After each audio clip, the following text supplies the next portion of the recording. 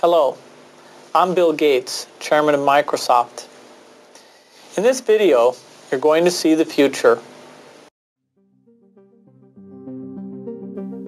Who is Bill Gates? A software developer?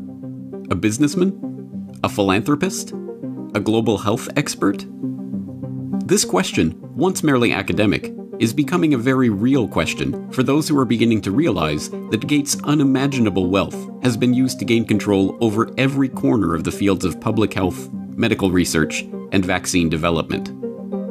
And now that we are presented with the very problem that Gates has been talking about for years, we will soon find that this software developer with no medical training is going to leverage that wealth into control over the fates of billions of people. Because until we get almost everybody vaccinated globally, we still won't be fully back to normal. Bill Gates is no public health expert. He is not a doctor, an epidemiologist, or an infectious disease researcher. Yet somehow, he has become a central figure in the lives of billions of people, presuming to dictate the medical actions that will be required for the world to go back to normal. The transformation of Bill Gates from computer kingpin to global health czar is as remarkable as it is instructive, and it tells us a great deal about where we are heading as the world plunges into a crisis, the likes of which we have not seen before. This is the story of how Bill Gates monopolized global health. You're tuned into the Corbett Report. Until his reinvention as a philanthropist in the past decade, this is what many people thought of when they thought of Bill Gates. In the case of the United States versus Microsoft, the US Justice Department contended that the software giant had breached antitrust laws by competing unfairly against Netscape Communications in the internet browser market, effectively creating a monopoly. Bill's first concern was that the prosecution could potentially block the release of his company's latest operating system, Windows 98. Okay, you asking me about when I wrote this email, or what are you asking me about? I'm asking you about January of 1996. That month. Yes, sir. And what about it? What non-Microsoft browsers were you concerned about in January of 1996? I don't know what you mean concerned. What is it about the word concerned that you don't understand?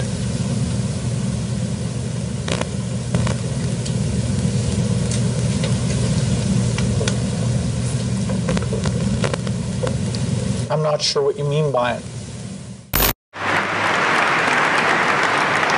We're going to be working together on Microsoft Office, on Internet Explorer, on Java, and I think that it's going to lead to a very healthy relationship. So it's a package announcement today. We're very, very happy about it. We're very, very excited about it. And I happen to have a special guest with me today via satellite downlink. And if we could get him up on the stage right now.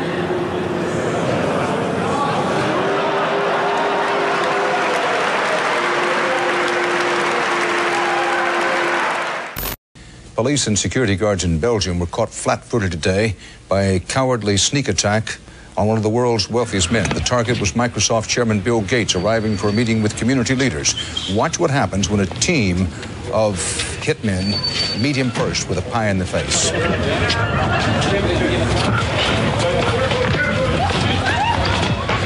Gates was momentarily and understandably shaken, but he was not injured. The hit squad piled on with two more pies before one of them was wrestled to the ground and arrested. The others, for at least the moment, got away. Gates went inside, wiped his face clean, and made no comment. He then went ahead with his scheduled meeting. No word on the motive for this attack.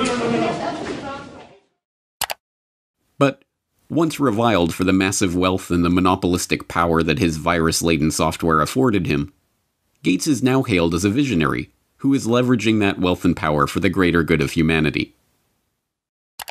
In the 22nd century, a book will be written about the entrepreneur of the 21st century. I'm sure that the person who will foremost come to the mind of those historians is certainly Bill Gates. I don't think it's hyperbole to say that Bill Gates is singularly, I would argue, the most consequential individual of our generation. I mean that. Our next guest is one of the richest and most generous men in the world. Please welcome Bill Gates.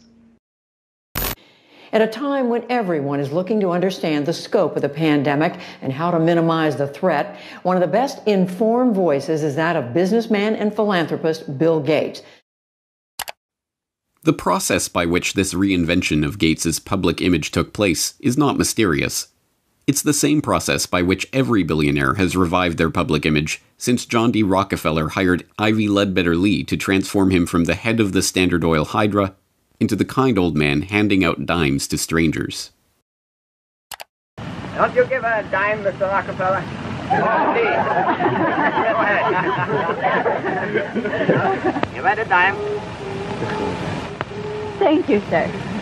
Thank you very much. I consider myself... Thank you for the ride. I consider myself more than amply paid. Bless you, bless you, Yes. bless you. More to the point, John D. Rockefeller knew that to gain the adoration of the public, he had to appear to give them what they want: money.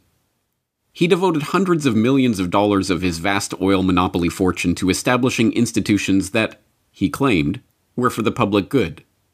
The General Education Board, the Rockefeller Institute of Medical Research, the Rockefeller Foundation. Similarly, Bill Gates has spent much of the past 2 decades transforming himself from software magnate into a benefactor of humanity through his own Bill and Melinda Gates Foundation. In fact, Gates has surpassed Rockefeller's legacy, with the Bill and Melinda Gates Foundation long having eclipsed the Rockefeller Foundation as the largest private foundation in the world, with $46.8 billion of assets on its books that it wields in its stated program areas of global health and development, global growth, and global policy advocacy. And, like Rockefeller, Gates's transformation has been helped along by a well-funded public relations campaign. Gone are the theatrical tricks of the PR pioneers. The ubiquitous ice cream cones of Gates' mentor Warren Buffett are the last remaining holdout of the old Rockefeller handing out dimes gimmick. No, Gates has guided his public image into that of a modern-day saint through an even simpler tactic: buying good publicity. The Bill and Melinda Gates Foundation spends tens of millions of dollars per year on media partnerships, sponsoring coverage of its program areas across the board. Gates funds The Guardian's Global Development website. Gates funds NPR's global health coverage. Gates funds the Our World in Data website that is tracking the latest statistics and research on the coronavirus pandemic. Gates funds BBC coverage of global health and development issues, both through its BBC Media Action Organization and the BBC itself. Gates funds World Health coverage on ABC News.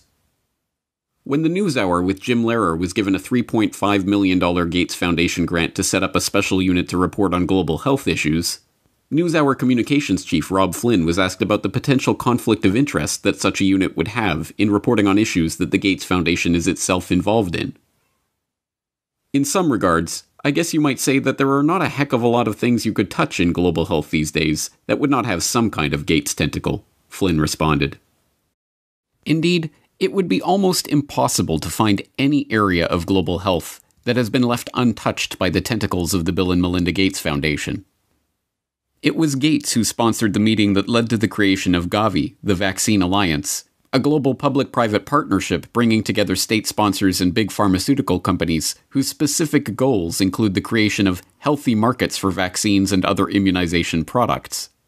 As a founding partner of the alliance, the Gates Foundation provided $750 million in seed funding and has gone on to make over $4.1 billion in commitments to the group.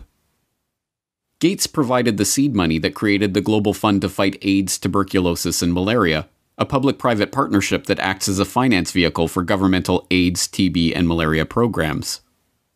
When a public-private partnership of governments, world health bodies, and 13 leading pharmaceutical companies came together in 2012 to accelerate progress toward eliminating or controlling 10 neglected tropical diseases, there was the Gates Foundation, with $363 million of support.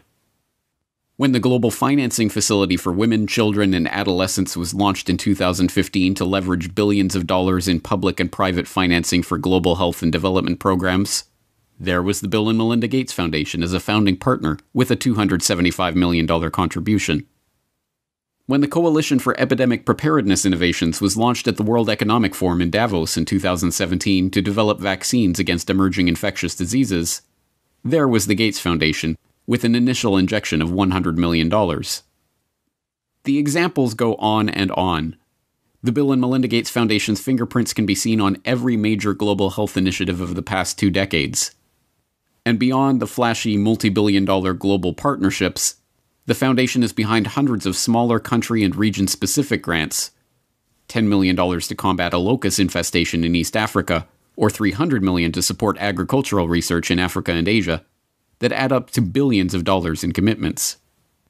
It comes as no surprise, then, that far beyond the $250 million that the Gates Foundation has pledged to the fight against coronavirus, every aspect of the current coronavirus pandemic involves organizations, groups, and individuals with direct ties to Gates funding. From the start, the World Health Organization has directed the global response to the current pandemic. From its initial monitoring of the outbreak in Wuhan and its declaration in January that there was no evidence of human-to-human transmission, to its live media briefings and its technical guidance on country-level planning and other matters, the WHO has been the body setting the guidelines and recommendations shaping the global response to this outbreak. But even the World Health Organization itself is largely reliant on funds from the Bill and Melinda Gates Foundation. The WHO's most recent donor report shows that the Bill and Melinda Gates Foundation is the organization's second largest donor behind the United States government. The Gates Foundation single-handedly contributes more to the World Health Body than Australia, Canada, France, Germany, Russia, and the UK combined. What's more, current World Health Organization Director General Tedros Adhanom Ghebreyesus is in fact, like Bill Gates himself, not a medical doctor at all, but the controversial ex-Minister of Health of Ethiopia, who was accused of covering up 3 cholera outbreaks in the country during his tenure.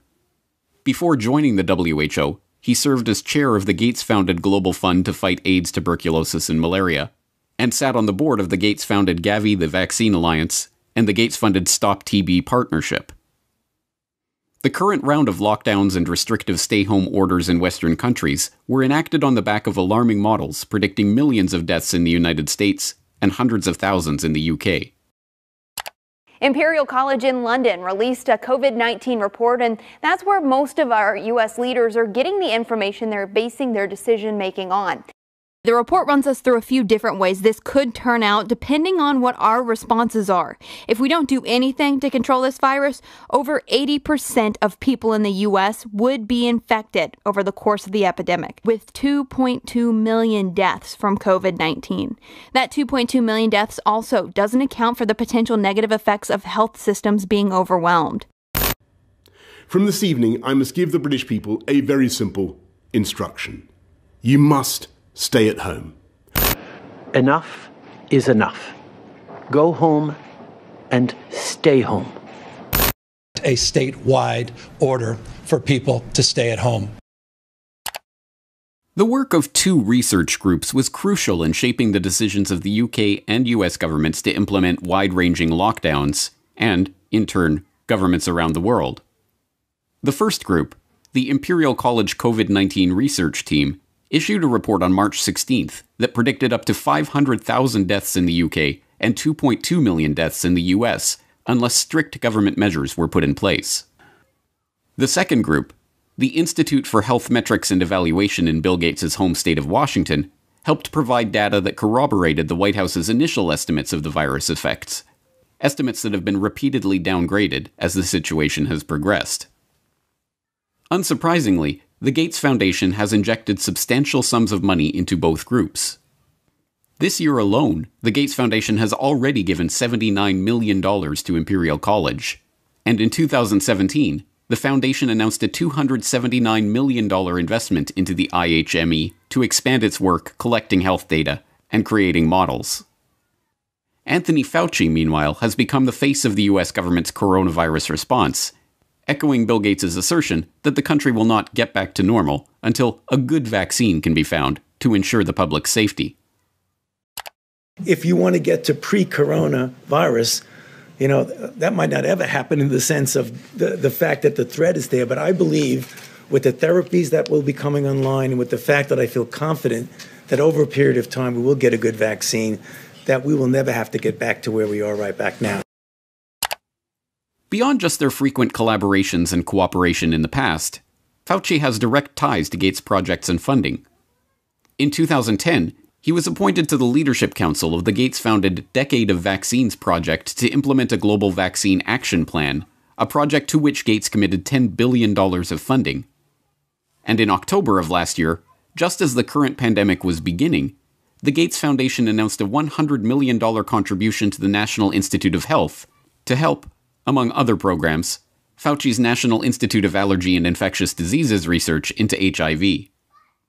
Also in October of last year, the Bill and Melinda Gates Foundation partnered with the World Economic Forum and the Johns Hopkins Center for Health Security to stage Event 201, a tabletop exercise gauging the economic and societal impact of a globally spreading coronavirus pandemic. It began in healthy-looking pigs, months, perhaps years ago. A new coronavirus. The mission of the Pandemic Emergency Board is to provide recommendations to deal with the major global challenges arising in response to an unfolding pandemic. The board is comprised of highly experienced leaders from business, public health, and civil society. We're at the start of what's looking like it will be a severe pandemic. And there are problems emerging that can only be solved by global business and governments working together. Governments need to be willing to do things that are out of their historical perspective, or for the most part, it's really a war footing that we need to be on. Given the incredible reach that the tentacles of the Bill and Melinda Gates Foundation have into every corner of the global health markets, it should not be surprising that the foundation has been intimately involved with every stage of the current pandemic crisis either. In effect, Gates has merely used the wealth from his domination of the software market to leverage himself into a similar position in the world of global health. The whole process has been cloaked in the mantle of selfless philanthropy, but the foundation is not structured as a charitable endeavor. Instead, it maintains a dual structure. The Bill and Melinda Gates Foundation distributes money to grantees, but a separate entity, the Bill and Melinda Gates Foundation Trust, manages the endowment assets. These two entities often have overlapping interests, and, as has been noted many times in the past, grants given by the foundation often directly benefit the value of the trust's assets. One of my favorite parts about my job at the Gates Foundation is that I get to travel to the developing world, and I do that quite regularly. My first trip in India, I was in a person's home where they had dirt floors, no running water, no electricity, and that's really what I see all over the world. So in short, I'm startled by all the things that they don't have. But I am surprised by one thing that they do have: Coca-Cola. Coke is everywhere. In fact, when I travel in the developing world, Coke feels ubiquitous. And so when I come back from these trips and I'm thinking about development and I'm flying home and I'm thinking, well, we're trying to deliver condoms to people or vaccinations, you know, Coke's success kind of stops and makes you wonder, how is it that they can get Coke to these far-flung places? And if they can do that, why can't governments and NGOs do the same thing? And the charity of Microsoft founder Bill Gates and his wife Melinda is under criticism following the disclosure. It substantially increased its holdings in the agribusiness giant Monsanto to over $23 million. Critics say the investment in Monsanto contradicts the Bill and Melinda Gates Foundation's stated commitment to helping farmers and sustainable development in Africa. The study from the pressure group Global Justice Now paints a picture of the Gates Foundation partly as an expression of corporate America's desire to profit from Africa, and partly a damning critique of its effects. You could have a case where the initial research is done by a Gates-funded institution, the media reporting on how well that research is conducted is done, the media outlet is a Gates-funded outlet and maybe a Gates-funded journalist from a media programme, and then the programme is implemented more widely by a Gates-funded NGO. I mean, there are some very insular circles here. Among the many criticisms, the idea that private finance can solve the problems of the developing world. Should poor farmers be trapped into debt by having to use chemicals or fertilizers underwritten by offshoots of the foundation? This is no mere theoretical conflict of interest. Gates is held up as a hero for donating $35.8 billion worth of his Microsoft stock to the foundation. But during the course of his decade of vaccines, Gates' net worth has actually doubled, from $54 billion to $103.1 billion. The Rockefeller story provides an instructive template for this vision of tycoon turned philanthropist. When Rockefeller faced a public backlash, he helped spearhead the creation of a system of private foundations that connected in with his business interests.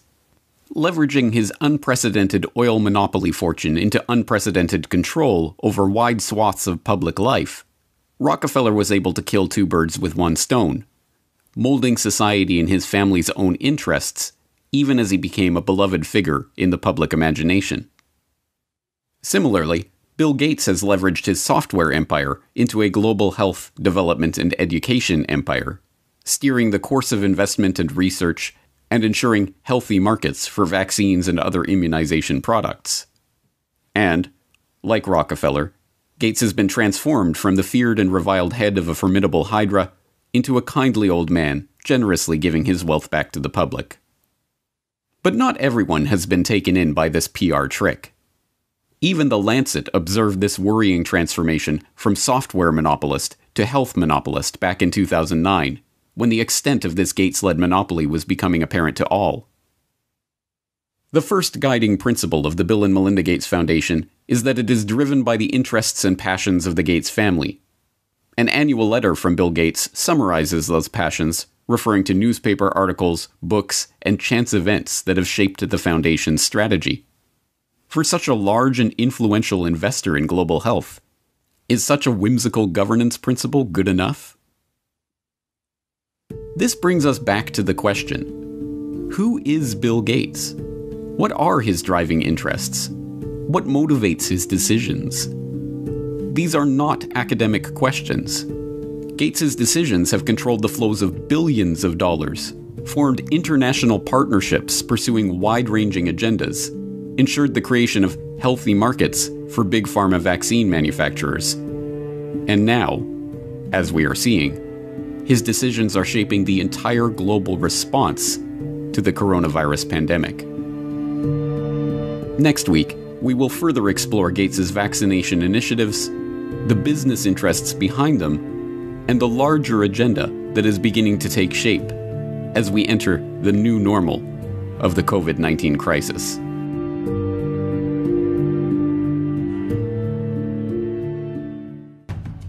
Next week on the Corbett Report.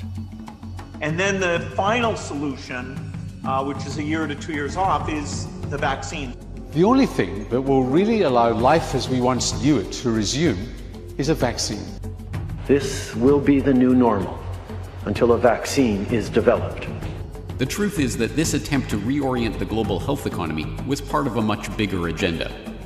But when we started developing coronavirus vaccines, we noticed in laboratory animals that they started to show some of the same immune pathology. Just to head off the conspiracy theorists, maybe we shouldn't call the vaccine the final solution. Maybe just the best solution. Okay. Bill Gates' plan to vaccinate the world.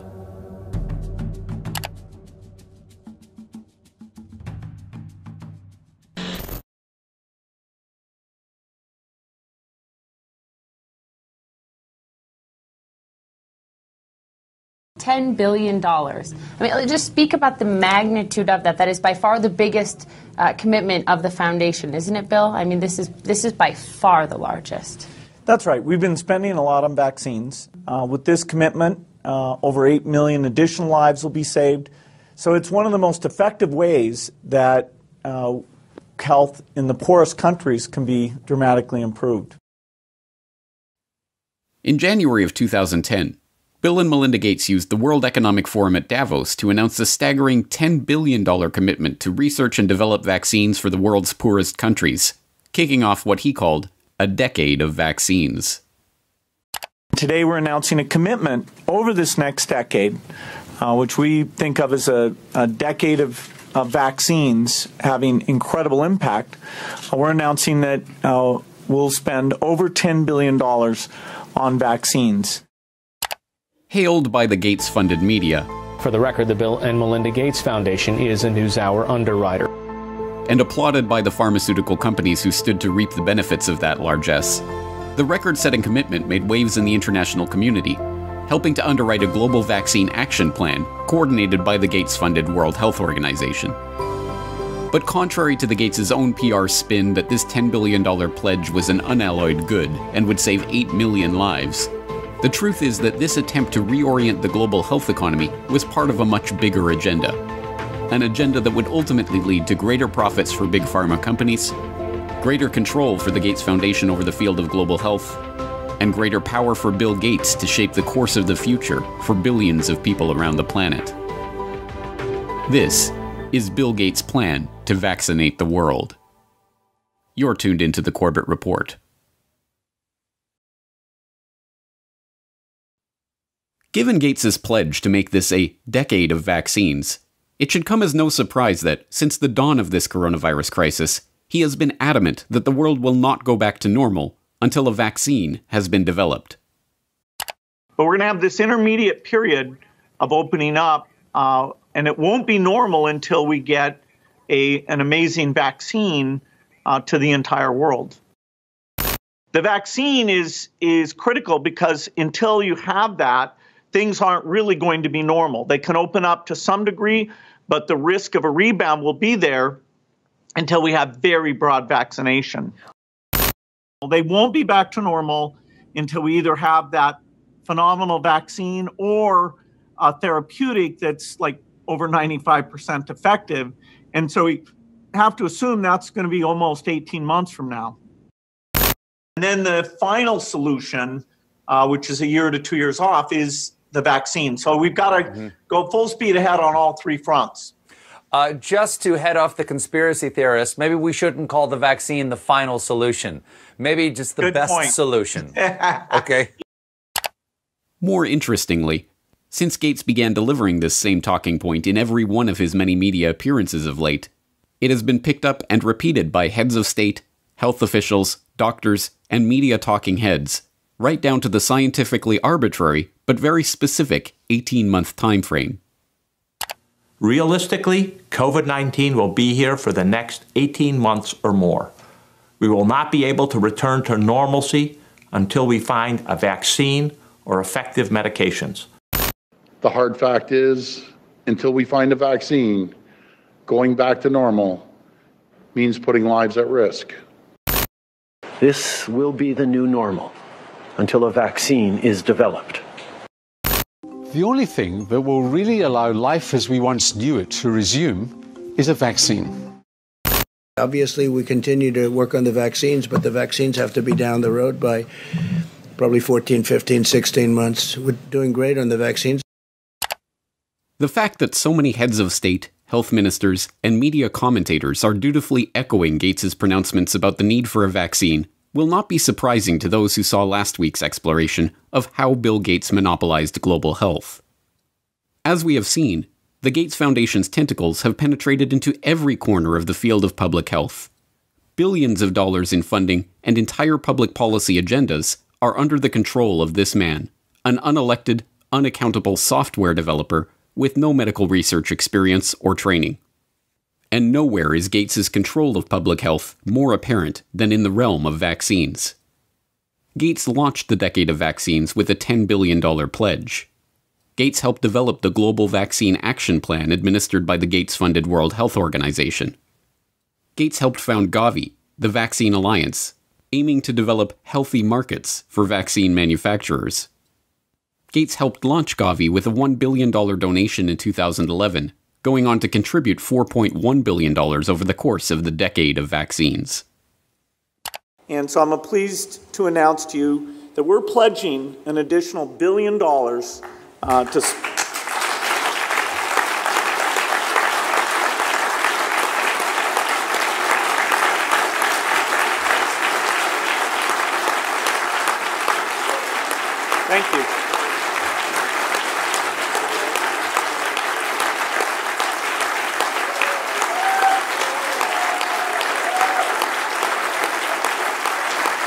All right, thank you.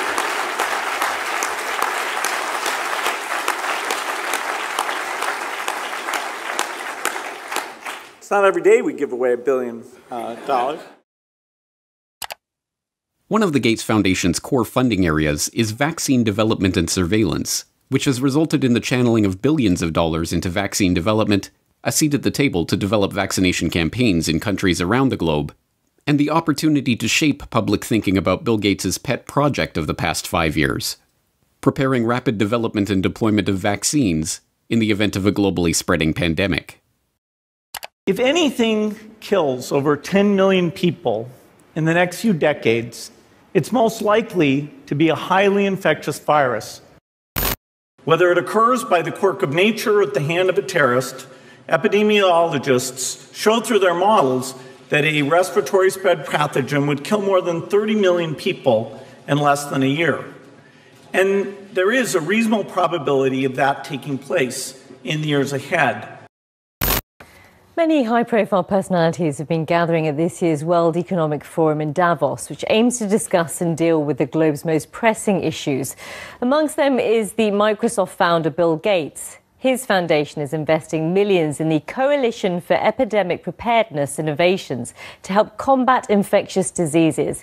Here's some of what he had to say about his push to develop new vaccines.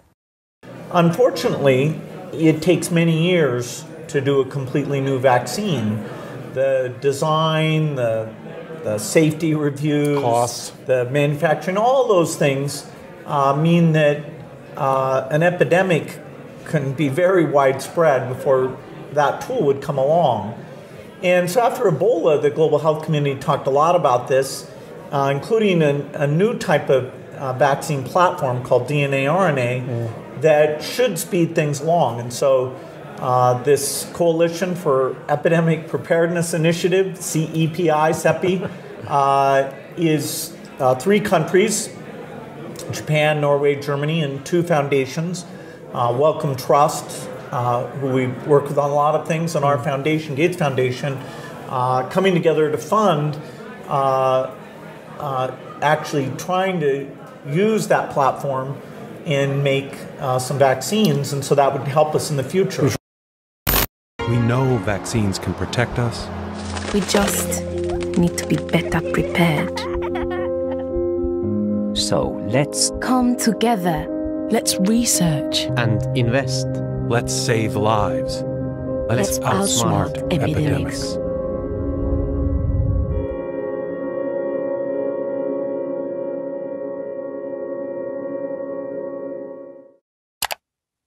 Given Gates' mammoth investment in vaccines over the past decade, his insistence that things won't go back to truly normal until we have a vaccine that we've gotten out to basically the entire world is hardly surprising.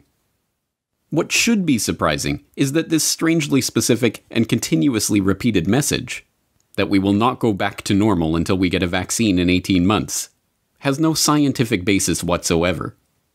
Medical researchers have already conceded that a vaccine for SARS-CoV-2 may not even be possible, pointing to the inability of researchers to develop any kind of immunization against previous coronavirus outbreaks like SARS or MERS.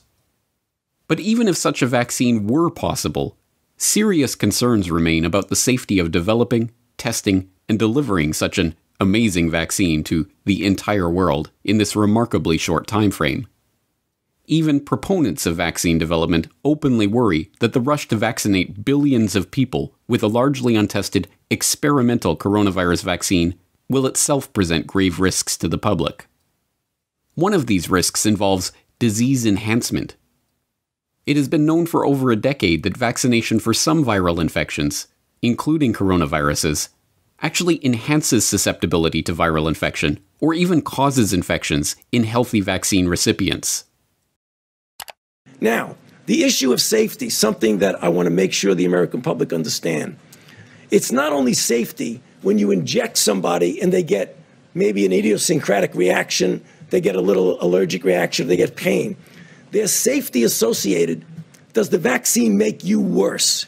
And there are diseases in which you vaccinate someone, they get infected with what you're trying to protect them with, and you actually enhance the infection. This is no mere theoretical risk. As researchers who were trying to develop a vaccine for the original SARS outbreak discovered, the vaccine actually made the lab animals subjected to it more susceptible to the disease. One of the things that we're not hearing a lot about is the unique potential safety problem of coronavirus vaccines. This was first found in the early 1960s with respiratory syncytial virus vaccines, and it was done here in Washington with the NIH and Children's National Medical Center, that some of those kids who got the vaccine actually did worse, and I believe there were 2 deaths in the consequence of that study. Because what happens with certain types of respiratory virus vaccines, you get immunized, and then when you get actually exposed to the virus, you get this kind of paradoxical immune enhancement phenomenon. And we don't entirely understand the basis of it, but we recognize that it's a real problem for certain respiratory virus vaccines. That killed the RSV program for decades. Now the Gates Foundation is taking it up again. But when we started developing coronavirus vaccines, and our colleagues, we noticed in laboratory animals that they started to show some of the same immune pathology that resembled what had happened 50 years earlier. This specific issue regarding coronavirus vaccines is exacerbated by the arbitrary and unscientific 18-month time frame that Gates is insisting on for the vaccine's development. In order to meet that deadline, vaccine developers are being urged to use new and largely unproven methods for creating their experimental immunizations, including DNA and mRNA vaccines. For a self-described wartime president, victory over COVID-19 equals a vaccine. I hope we're going to have a vaccine, and we're going to fast-track it like you've never seen before. Adding Trump-style branding, the administration launched Operation Warp Speed, a multi-billion-dollar research and manufacturing effort to shorten the typical year-plus vaccine development timeline. We're going to start ramping up production with the companies involved. And you do that at risk. In other words, you don't wait until you get an answer before you start manufacturing. You, at risk, proactively start making it, assuming it's going to work. You're thinking 18 months, even with all the work that you've already done to this point and the planning that you are taking with lots of different potential vaccinations and building up for that now?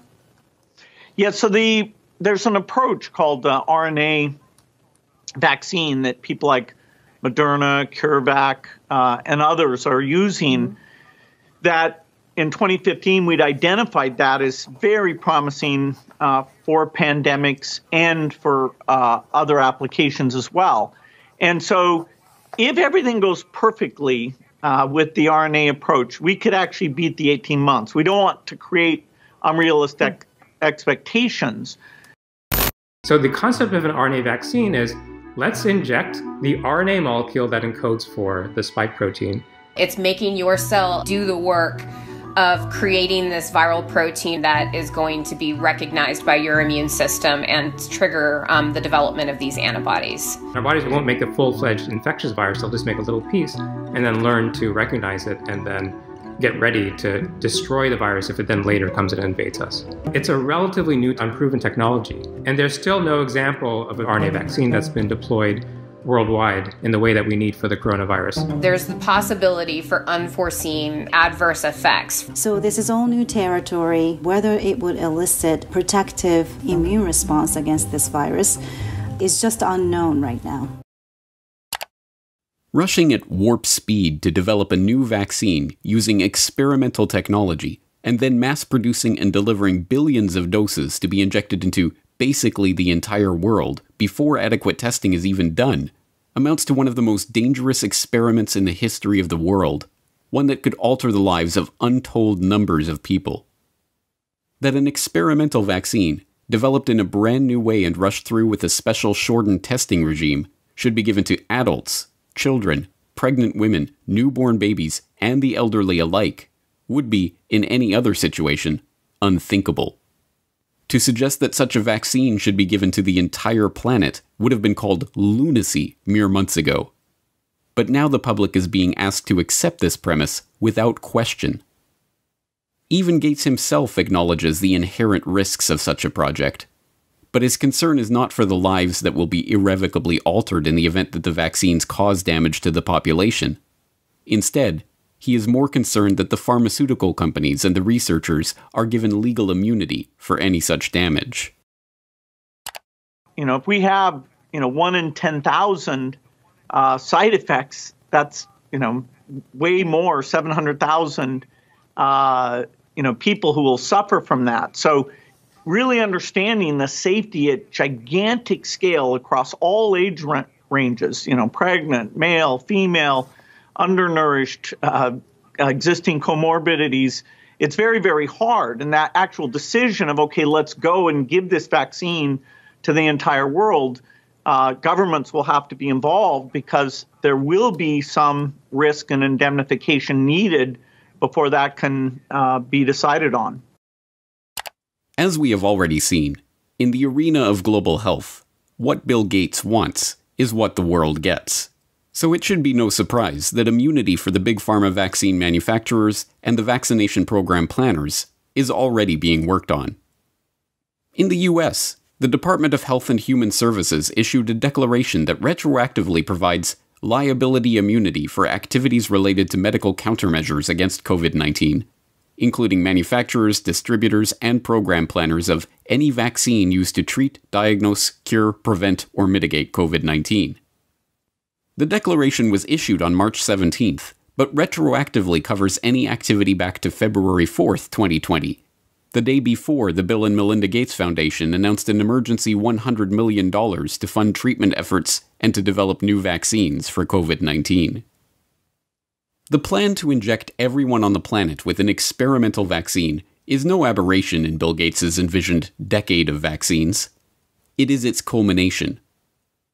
The decade of vaccines kicked off with a Gates-funded $3.6 million observational study of HPV vaccines in India that, according to a government investigation, violated the human rights of the study participants with gross violations of consent and failed to properly report adverse events experienced by the vaccine recipients.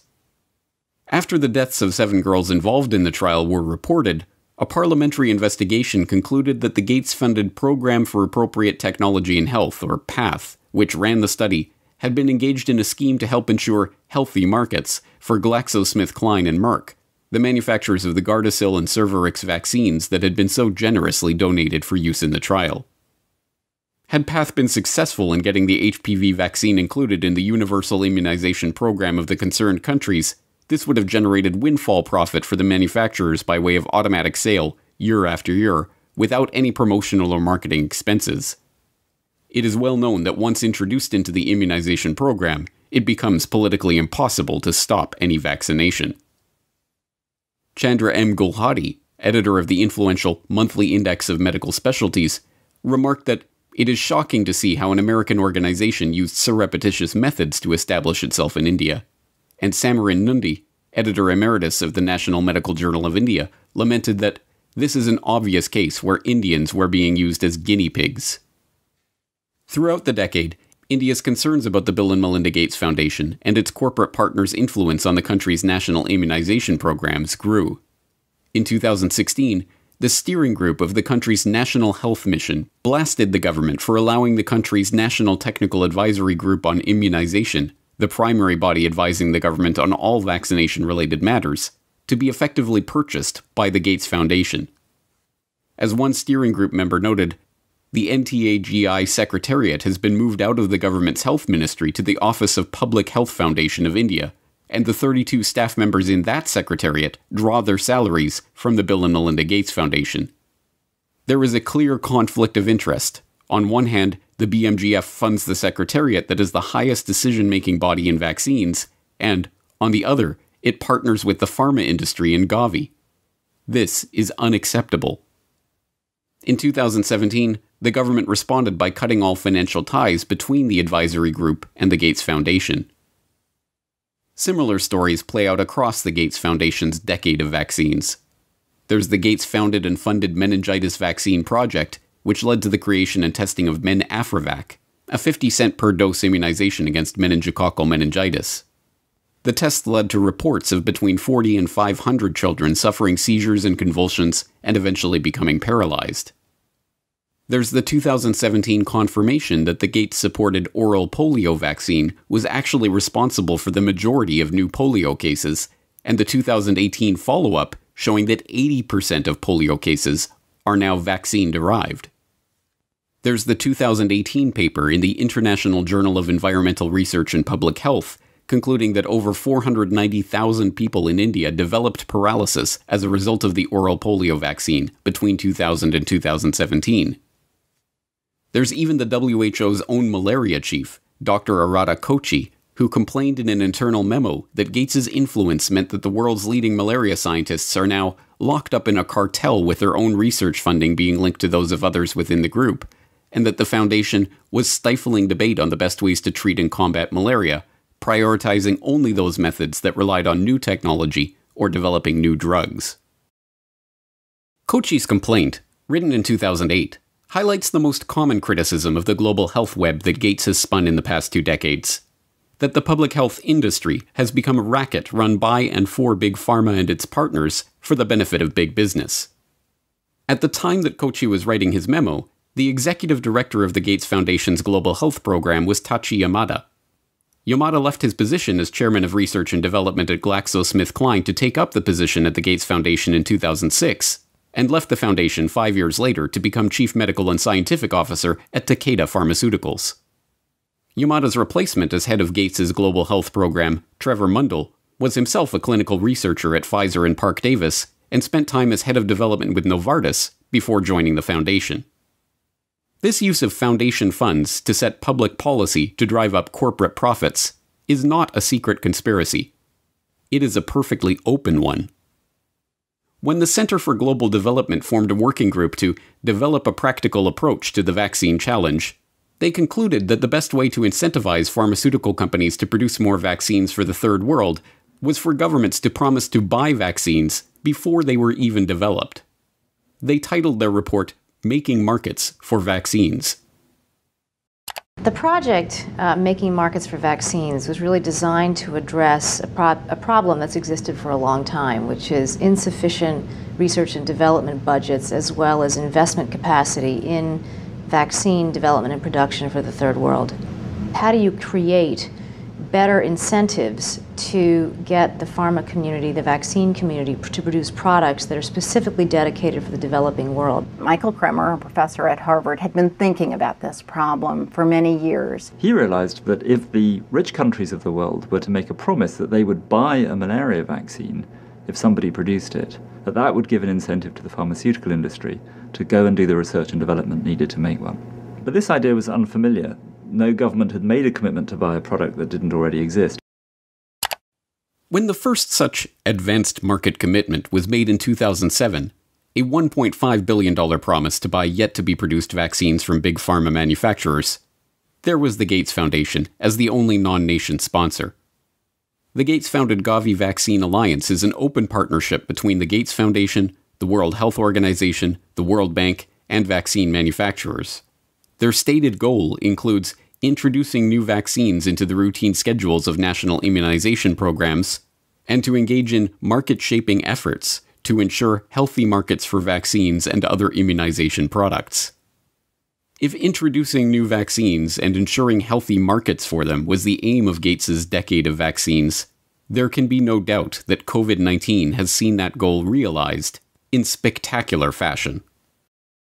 Let's start the pledging. The EU kicked off its fundraising drive with €1 billion. In the hours that followed, pledges were beamed in from across the globe. The Kingdom of Saudi Arabia has pledged $500 million.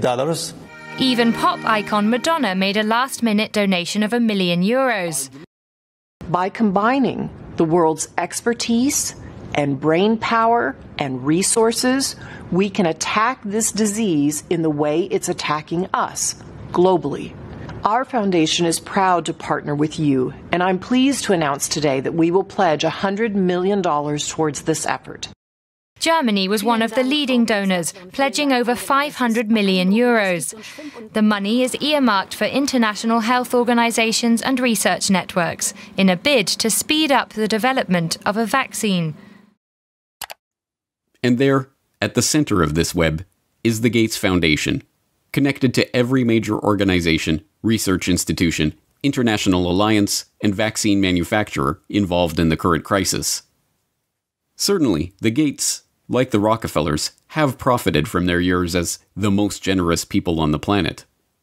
As curious as it might seem to those who don't understand the true nature of this monopoly cartel, despite all of these grants and pledges, commitments of tens of billions of dollars, Bill Gates' personal net worth has actually doubled during this decade of vaccines, from $50 billion to over $100 billion.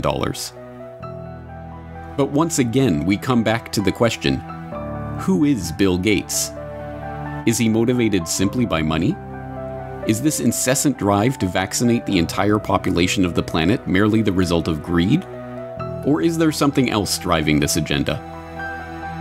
As we shall see next time, money is not the end goal of Gates's philanthropic activities. Money is just the tool that he is using to purchase what he really wants. Control. Control not just of the health industry, but control of the human population itself.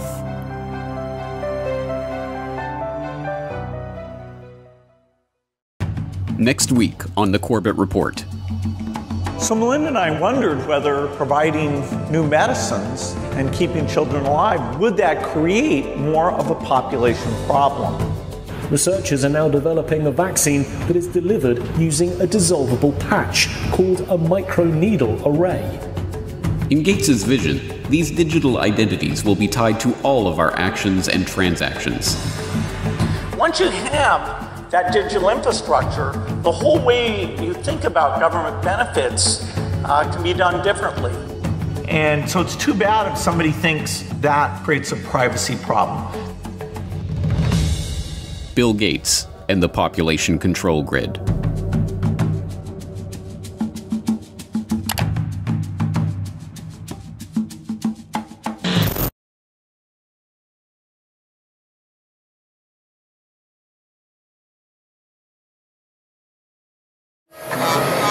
Hello, everyone. Mr. B! What's your secret mission about? It's not my mission, but an idea that came from my good friend, Mr. Bill Gates. Hi, kids.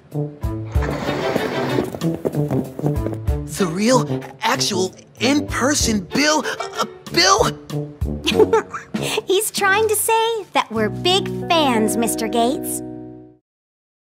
It's a strange fact that Bill Gates' hagiographers, PR hacks employed more often than not by large corporations that receive funding from the Bill and Melinda Gates Foundation, consistently depict this drab software developer as a cartoon superhero, using his superpower of being very rich to help save the planet.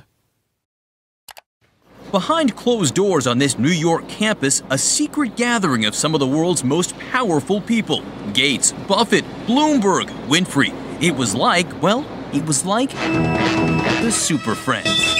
In the great hall of the Justice League, there are assembled the world's 4 greatest heroes. But these cartoon-fueled puff pieces reveal more than they know about Gates and the other mega-rich philanthropists they are attempting to idolize. They reveal that the idea of the selfless billionaire do-gooder is a work of fiction so unbelievable it is only fit for Saturday morning cartoon fare. As we have seen in our first 2 explorations of Bill Gates' role as global health kingpin, the seemingly selfless generosity of the Gates family through their eponymous foundation has in fact greatly increased their own wealth, with Bill Gates' personal net worth having doubled in the past decade alone. But the takeover of public health that we have documented in How Bill Gates Monopolized Global Health, and the remarkably brazen push to vaccinate everyone on the planet that we have documented in Bill Gates' Plan to Vaccinate the World, was not, at base, about money. The unimaginable wealth that Gates has accrued is now being used to purchase something much more useful. Control. Control not just of the global health bodies that can coordinate a worldwide vaccination program, or the governments that will mandate such an unprecedented campaign, but control over the global population itself. This is an exploration of Bill Gates and the population control grid. You're tuned into the Corbett Report.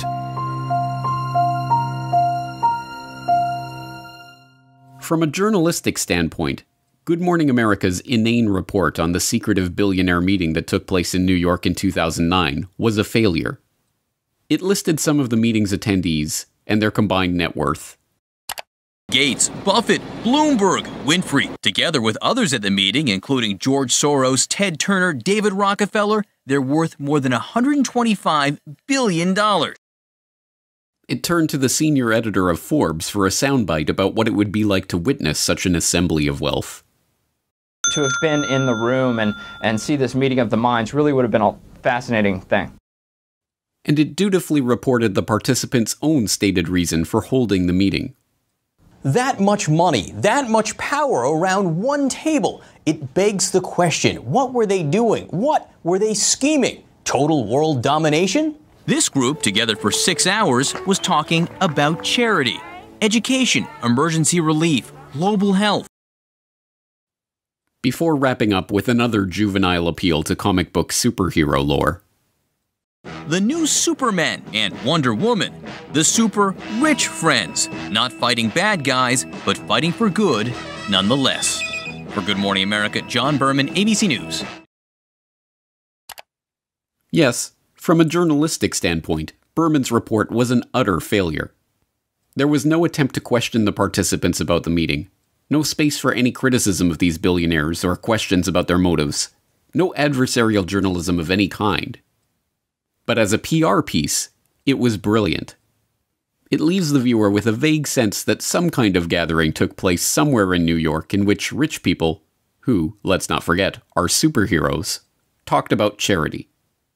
One would have to turn to print sources to discover that the meeting was held at the personal residence of Sir Paul Nurse, then president of Rockefeller University, that the invitation to the gathering was co-written by Bill Gates, Warren Buffett, and David Rockefeller, or that the aim of the meeting was to consider how their wealth could be used to slow the growth of the world's population. Given that these extraordinarily rich and powerful men, including Warren Buffett, David Rockefeller, and Ted Turner, have all expressed their belief that the growing human population is the greatest threat faced by humanity, it should not be surprising that they would convene a conference to discuss how best to channel their vast wealth into the project of reducing the number of people on the planet. Particularly unsurprising is that attendees of the meeting later dubbed Bill Gates, a man for whom population control is particularly close to his heart, as the most impressive speaker at the event. Here we can see a chart that looks at the total world population over the last several hundred years. And at first glance, this is a bit scary. We go from less than 1 billion in 1800, and then 3, 4, 5, 6, and 7.4 billion where we are today is happening even faster. So Melinda and I wondered whether providing new medicines and keeping children alive, would that create more of a population problem? And what the developing world does not need is more children. And I think that was the biggest aha to Bill and me when we got into this work, is we asked ourselves, of course, the same hard-nosed question you'd ask, which is, if you get into this work and you start to save these children, will women just keep overpopulating the world? And thank goodness the converse is absolutely true. This is a very important question to get right, because it was absolutely key for me. When our foundation first started up, it was focused on reproductive health. That was the main thing we did, because I thought, population growth in poor countries is the biggest problem they face. You've got to help mothers who want to limit family size have the tools and education to do that. And I thought that's the only thing that really counts. In recent years, critics have pointed to Bill Gates' own words linking vaccination programs with his goal of reducing population growth. Now, the world today has 6.8 billion people. That's headed up to about 9 billion. Now, if we do a really great job on new vaccines, health care, reproductive health services, we could lower that by perhaps 10 or 15%. $10 billion over the next 10 years to make it the year of the vaccines. What does that mean exactly? Well, over this decade, we believe unbelievable progress can be made, both inventing new vaccines and making sure they get out to all the children who need them. We could cut the number of children who die every year from about 9 million to half of that if we have success on it. And the benefits there in terms of reducing sickness, reducing the population growth. It really allows the society a chance to take care of itself once you've made that intervention. But as any number of fact-checking websites, not to mention Bill Gates himself, are quick to point out, this doesn't mean what it sounds like it means. What we found out is that as health improves, families choose to have less children. The truth is that when people's lives improve, when children survive, for instance, or when girls go to school, people start making decisions based on the expectation that their children will live and thrive. The result is smaller families and slower population growth. I came across articles that showed that the key thing you can do to reduce population growth is actually improve health. And that sounds paradoxical. You think, okay, better health means more kids, not less kids. Well, in fact, what parents are doing is they're trying to have 2 kids survive to adulthood to take care of them. And so the more disease burden there is, the more kids they have to have that high probability. So there's a perfect correlation that as you improve health, within a half generation, the population growth rate goes down. Yes, the Gates' stated plan is to reduce population growth by improving health. But the idea of using vaccines as sterilization agents, even without the public's knowledge or consent, is not conspiracy lore, but documentable fact. In its 1968 annual report, the Rockefeller Foundation addressed the problems of population, lamenting that very little work is in progress on immunological methods, such as vaccines, to reduce fertility, and much more research is required if a solution is to be found here. The foundation vowed to correct this problem by funding established and beginning investigators to turn their attention to aspects of research in reproductive biology that have implications for human fertility and its control. This was no empty promise. By the time of its 1988 annual report, the Rockefeller Foundation was able to report progress on its funding into contraceptive research, including Norplant, a contraceptive implanted under the skin of a woman's upper arm and effective for 5 years. In its 1988 report, the Rockefeller Foundation was pleased to announce that Norplant, which was developed by the Rockefeller-founded Population Council, was now approved for marketing in 12 countries. The Rockefeller's Population Council and other research organizations joined with the World Health Organization in 1972 to create a task force on vaccines for fertility regulation. By 1995, they were able to report progress in developing a prototype of an anti-HCG vaccine, which works by combining an immunogen formed from a synthetic peptide of human chorionic gonadotrophin, HCG, a hormone secreted by the surface of the early embryo to remain implanted in the womb, with a toxoid carrier molecule. The vaccine stimulates an immune reaction, causing women to develop antibodies against the hormone, thus preventing them from carrying babies to term. But beginning in the 1990s, a series of scandals over WHO-led vaccination programs in the Third World led to allegations that tetanus vaccines in places like the Philippines and Kenya were being laced with HCG in order to implement population control by stealth. The controversy generated by these stories led global institutions to step back from the campaign to champion population control by vaccine. But, as usual, the Bill and Melinda Gates Foundation was there to renew interest, working with the UK government to host a London summit on family planning in 2012, at which the foundation announced their support for funding the research, development, and deployment of injectable contraceptives to the developing world. You heard me talk earlier about Sadie, who I met in Niger. She was traveling 15 kilometers to get an injection. But let's ask ourselves, what if she didn't have to travel to that clinic? If we put it in her perspective, how can we keep her in her village to get the contraceptive she wants? Well, Pfizer is testing a new form of Depot. The injection that she goes 15 kilometers to get, they're now putting it in a new form, a new device that can be given. It's very, very small. It's called Uniject. I think it's going to be pictured here. It's a high-quality product. It's effective. It's safe. It's tiny, as you can see. And it can be put in a healthcare worker's kit to give to the woman at the village level. So Sadie won't have to go 15 kilometers any longer to get that injection. But the Gates were not content to stop there. In 2014, it was announced that Microchips Biotech Inc., a company in Lexington, Massachusetts, had developed a new form of birth control. A wireless implant that can be turned on and off with a remote control and that is designed to last up to 16 years. According to MIT Technology Review, the idea originated when Bill Gates visited Robert Langer's MIT lab in 2012 and asked him if it would be possible to create an implantable birth control device that could be turned on or off remotely. Langer referred Gates to the controlled-release microchip technology he had invented and licensed to Microchips Biotechnology, and the Gates Foundation granted $20 million to the firm to develop the implants. Reducing population growth has, by Gates' own admission, been a core mission of the Gates Foundation since its inception. But in order to really understand what Gates means by population control, we have to look beyond the concept of controlling population size. At its most fundamental level, the population control that Gates speaks of is not birth control, but control of the population itself. In order to understand the broader population control agenda and how it ties into the Gates Foundation's plans, we have to look at a puzzling development that took place in 2017. In that year, Gavi, the Gates-founded and funded alliance that partners the Gates Foundation, the World Health Organization, and the World Bank with vaccine manufacturers to help ensure healthy markets for vaccines, took a strange pivot away from its core mission of vaccinating every child on the planet to providing every child with a digital biometric identity.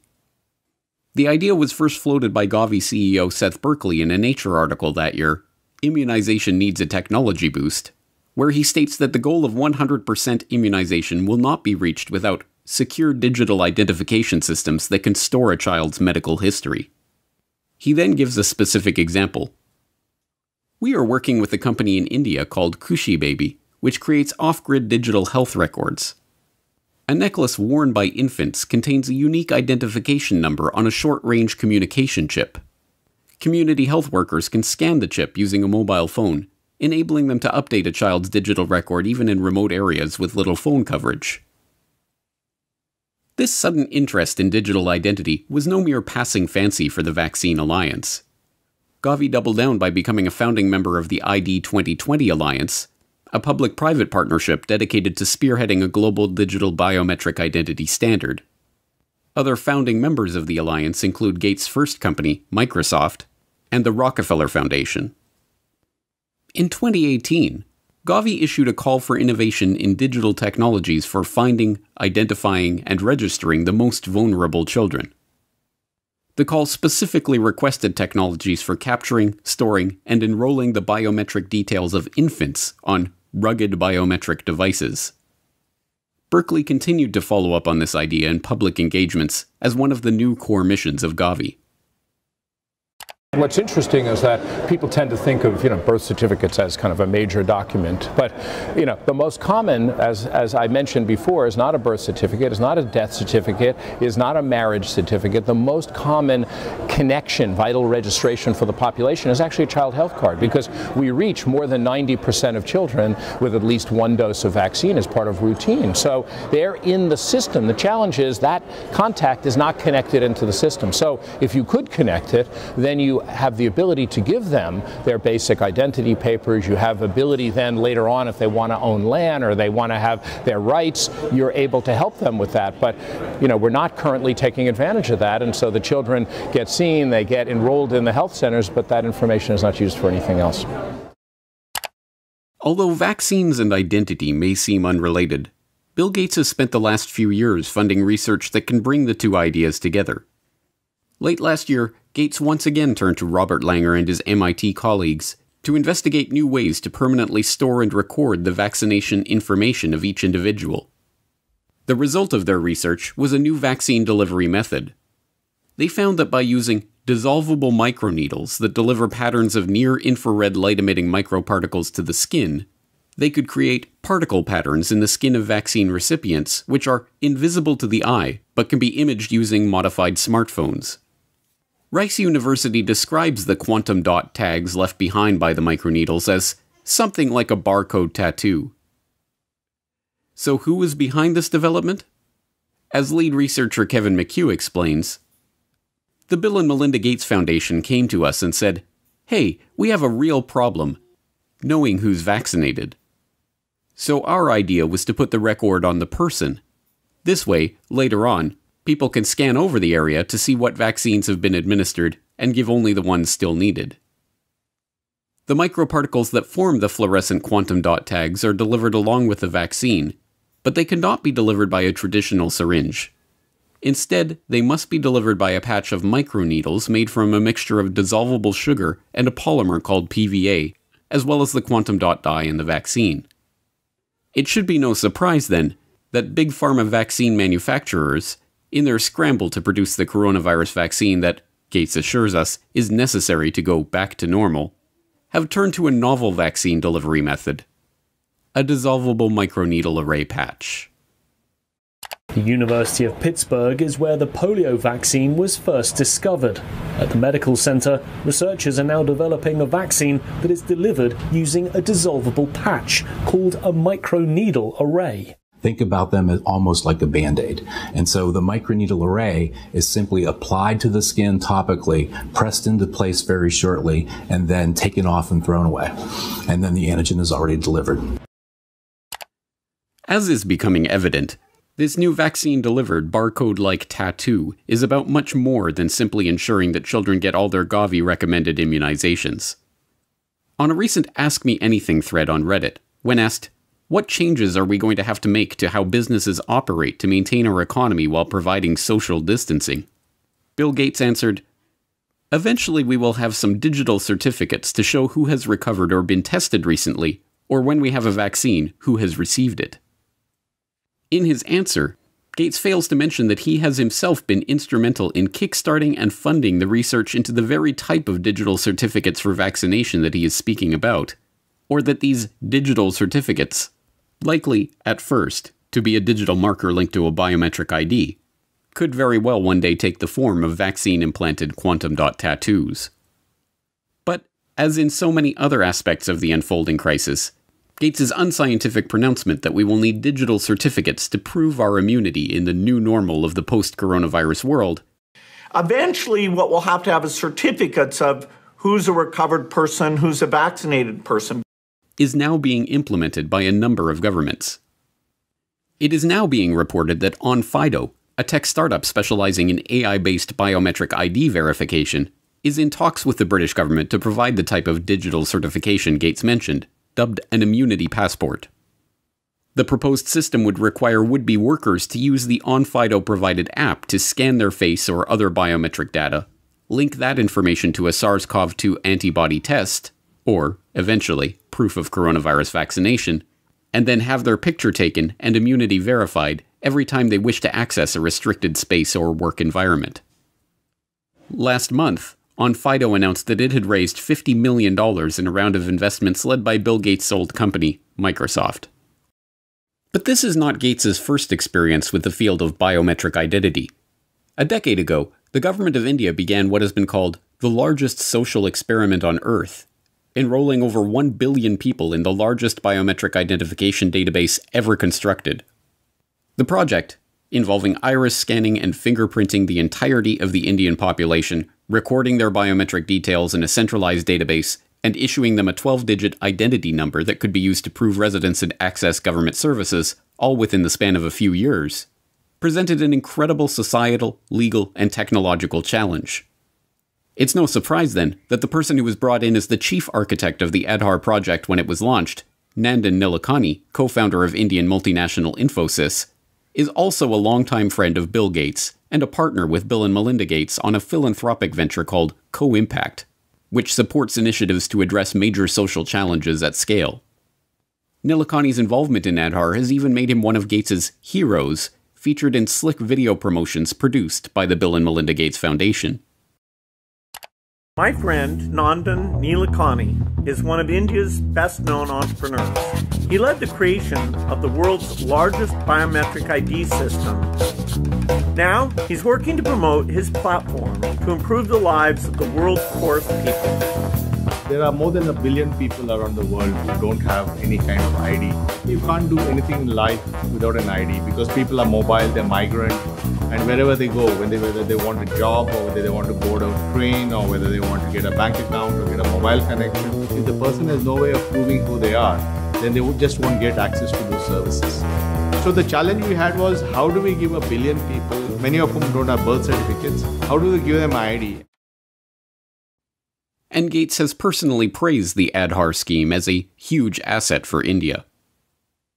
Well, Aadhaar is a huge asset for India. It was designed very well. The fact that you can make digital payments so easily, you can open a bank account. India is a leader in that. Our foundation, worked with the Reserve Bank, Nanda Nilekani and a group of people that he pulled together did a great job. But Gates is not merely an arm's-length admirer of the Aadhaar experiment. He is not only personally connected to its chief architect, he is also connected to one of the key companies that spearheaded the technology that underlies the project's biometric database. The company that provides the iris recognition technology at the core of the Aadhaar system, IDEMIA, also provides facial recognition systems for the Chinese government and is currently developing digital driver's licenses for use in the United States. IDEMIA even created the Cushy Baby identification necklaces with embedded microchips that Gavi CEO Seth Berkley touted in his Nature article. Unsurprisingly, the company receives support from the Bill and Melinda Gates Foundation through its involvement in the GSMA Inclusive Tech Lab. And now, Gates is funding a scheme to retool Aadhaar for a global rollout. In 2014, the World Bank created a multi-sector working group to launch the Identification for Development Initiative, or ID4D, which aims to support progress toward identification systems using 21st century solutions. The World Bank cites Goal 16.9 of the UN Agenda 2030 Sustainable Development Goals, vowing to provide legal identity for all, including birth registration, in the next 10 years, as the basis for its initiative. But ID4D was little more than a pipe dream until 2016, when the Bill and Melinda Gates Foundation provided catalytic contributions to launch the ID4D Multi-Donor Trust Fund, which enticed the UK, French, and Australian governments, along with the Omidyar network, into a partnership aiming to shape global approaches and a shared vision on identification. Unsurprisingly, this World Bank ID4D initiative includes Nandar Nilekani, Gates' partner and the chief architect of Aadhaar, on its advisory council, and Gates has said that he is funding the World Bank to take this Aadhaar approach to other countries. This headlong rush to capture the biometric details and assign digital identification to every person on Earth is sold to the public under the guise of financial inclusion. The poorest people on the planet have trouble accessing financial services and receiving government aid because they don't have official government identification papers. In this formulation, being issued a government ID, having one's biometric details registered, tracked, and databased by the government, is a human right that must be secured. It should be no surprise by this point that this human right also has direct benefits for big business and for the entities that are looking to exert greater control over the human population. Gates provided insight into the real purpose of this identification control grid in a speech at the Financial Inclusion Forum hosted by the U.S. Treasury in 2015. Every country really needs to look through these KYC, Know Your Customer rules to make sure that customers are able to prove who they are. But of course, in many countries, you don't have any type of ID system. And the lack of an ID system is a problem, not just for the payment system, but also for voting and health and education and taxation. And so it's a wonderful thing to go in and create a broad identification system. Again, India is a very interesting example of this, where the Aadhaar system, which is a 12-digit identifier that's correlated to biometric measures, is becoming pervasive throughout the country and will be the foundation for how we bring this low-cost switch to every mobile phone user in India. The same type of thing is happening now in Pakistan, and there's early beginnings of creating these ID programs in Africa as well. We expect to be able to use the ID so that when you show up for any government service, say you walk into a primary health clinic, we'll be able to take that bio-ID very quickly and bring up your electronic health record, even if you've moved from one part of the country to the other, you will be well tracked and well served without nearly as much paperwork or waiting. And so the ID system is foundational. The ID control grid is an essential part of the digitization of the economy. And although this is being sold as an opportunity for financial inclusion of the world's poorest in the banking system provided by the likes of Gates and his banking and business associates, it is in fact a system for financial exclusion. Exclusion of any person or transaction that does not have the approval of the government or the payment providers.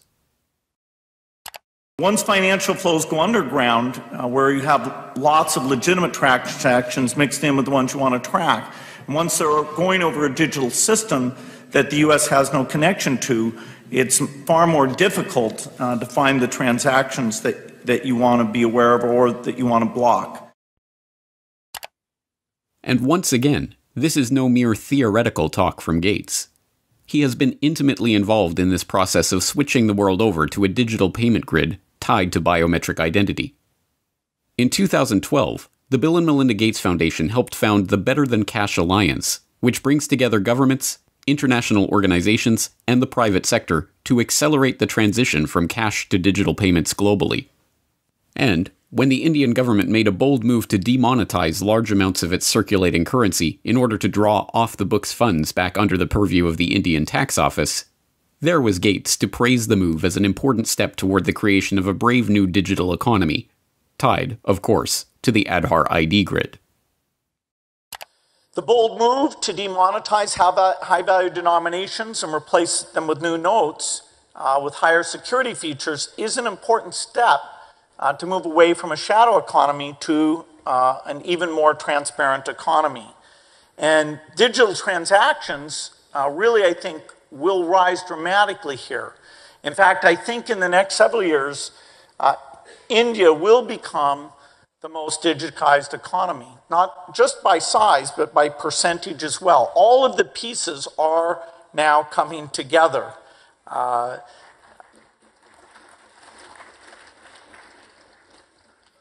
One piece of this that we've enjoyed consulting with the government on making sure it comes together in the right way is the pending rollout of payment banks. This, for the first time, really will mean that you have full currency capability on those digital phones.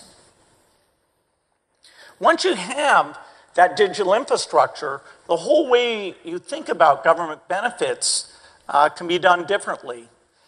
Over time, all of these transactions will create a footprint. And so when you go in for credit, the ability to access your history, that you've paid your utility bills on time, that you've saved up money for your children's education, all of those things in your digital trail, accessed in an appropriate way, will allow the credit market to properly score the risk and therefore loosen up more money for investments, not only in the agriculture sector, but for all the entrepreneurs in the country.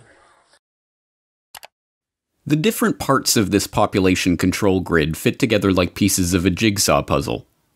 The vaccination drive ties into the biometric identity drive, which ties into the cashless society drive.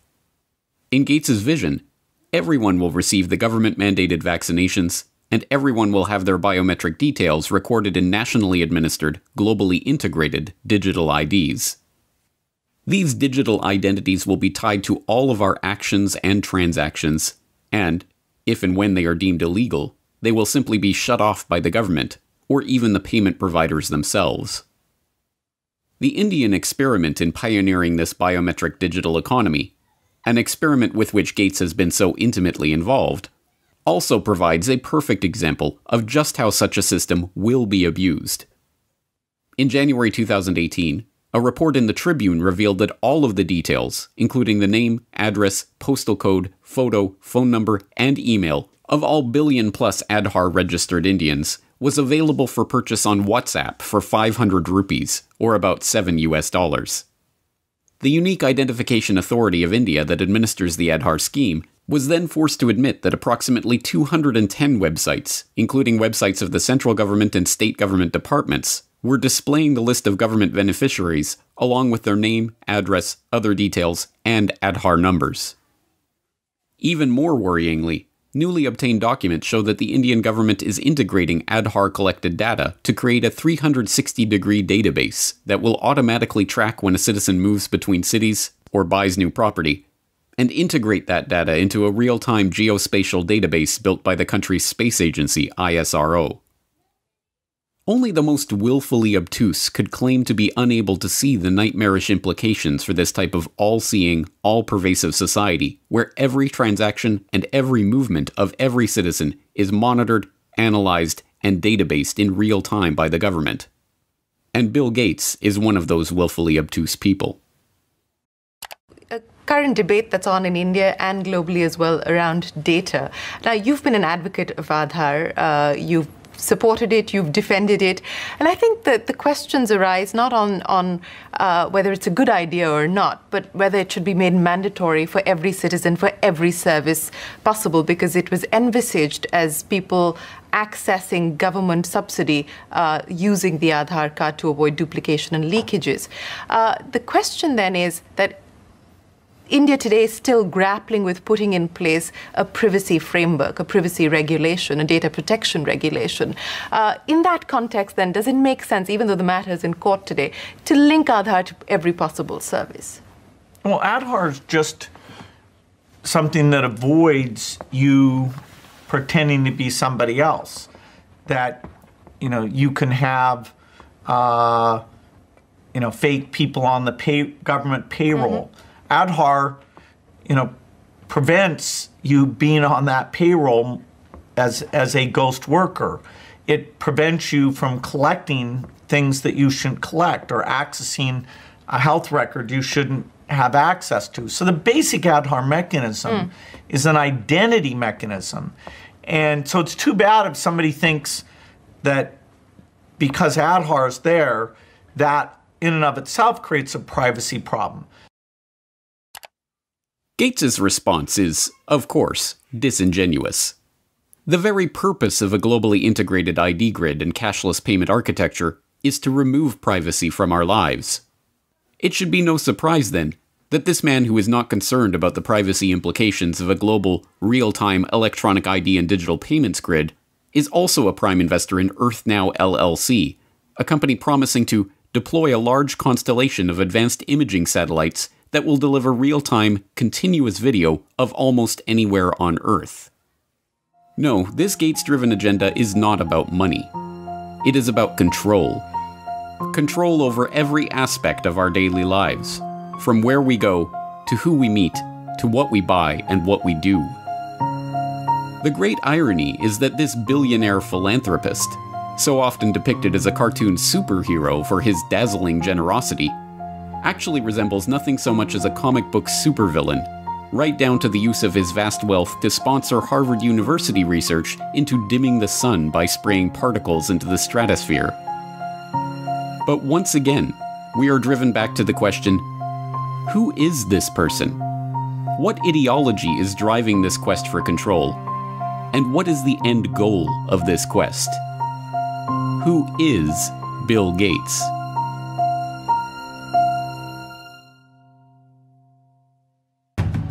Next time on the Corbett Report. Are you a business genius too? Well, I wouldn't say genius. 900 people get on the plane Monday morning and they all go down to try to help Bill Gates. Every corner we've turned in the field of global health, we've found that the Rockefellers were already there and had been there for years. But that's called the death panel, and you're not supposed to have that discussion. Meet Bill Gates.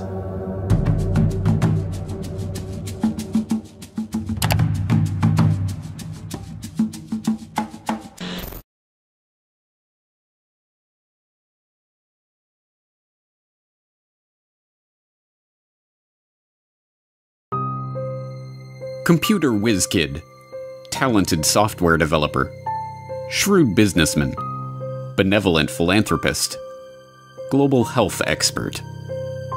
There can be no doubt that Bill Gates has worn many hats on his remarkable journey from his early life as the privileged son of a Seattle area power couple to his current status as one of the richest and most influential people on the planet. But as we have seen in our exploration of Gates' rise as unelected global health czar and population control advocate, the question of who Bill Gates really is no mere philosophical pursuit. Given that we are currently living through a crisis that has been predicted by Bill Gates, which is triggering a response from the global health organizations that the Bill and Melinda Gates Foundation has bankrolled, and driving us toward a vaccination and biometric ID solution which Bill Gates has been working on for years, the answer to the question, who is Bill Gates, is quickly becoming one of the most important questions of our lives. That answer will not only tell us about the world that we are living in, but about the one that we are being thrust into, and how we can avoid it. Today we will attempt to answer that question as we examine the motives, the ideology, and the connections of this man who has been so instrumental in shaping the post-coronavirus world. Meet Bill Gates. You're tuned into the Corbett Report. So who is Bill Gates? Some argue that he's a genius who leveraged his natural computer savvy into a billion-dollar fortune. You're called a genius, and I will... Well, no, I don't think that embarrassed you at all. They call you a genius. Part of your genius is that you are a computer whiz, and the other is that you did have the business acumen to turn it into a working company. Are you a business genius too? Well, I wouldn't say genius. Others insist that he is a visionary who has changed our lives with his foresight and bold imagination. Bill had a vision, and I understand it went back even then, that computing would be ubiquitous. It would be part of all of our lives. And indeed, as you all know, he executed on that vision, and the world today has changed so dramatically, in large part due to the work that Bill has done throughout the years. He has been hailed as a shrewd executive who built the Microsoft empire with his remarkable talent for business.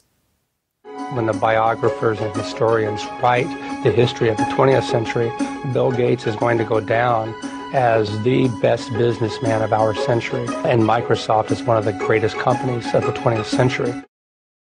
And he has been praised as a philanthropist who is selflessly devoting his wealth to improving the lives of people around the world. Bill, even your harshest critic would have to admit that your philanthropy work is, planet-shaking, incredible, and could be, if you make it a second act, so amazing that it would dwarf what you've actually done at Microsoft.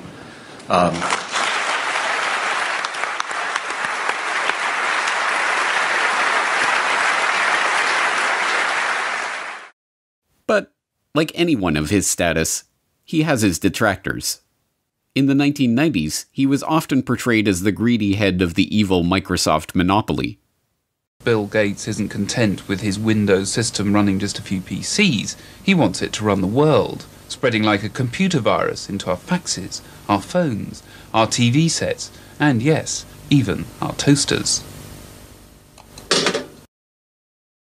But in the age of the coronavirus crisis, he is most often treated like some sort of epidemiologist or leading health researcher. Back here with us once again to talk about this, as well as testing, treatments, and more, Bill Gates, co-chair of the Bill and Melinda Gates Foundation. Bill, thanks so much for being back with us.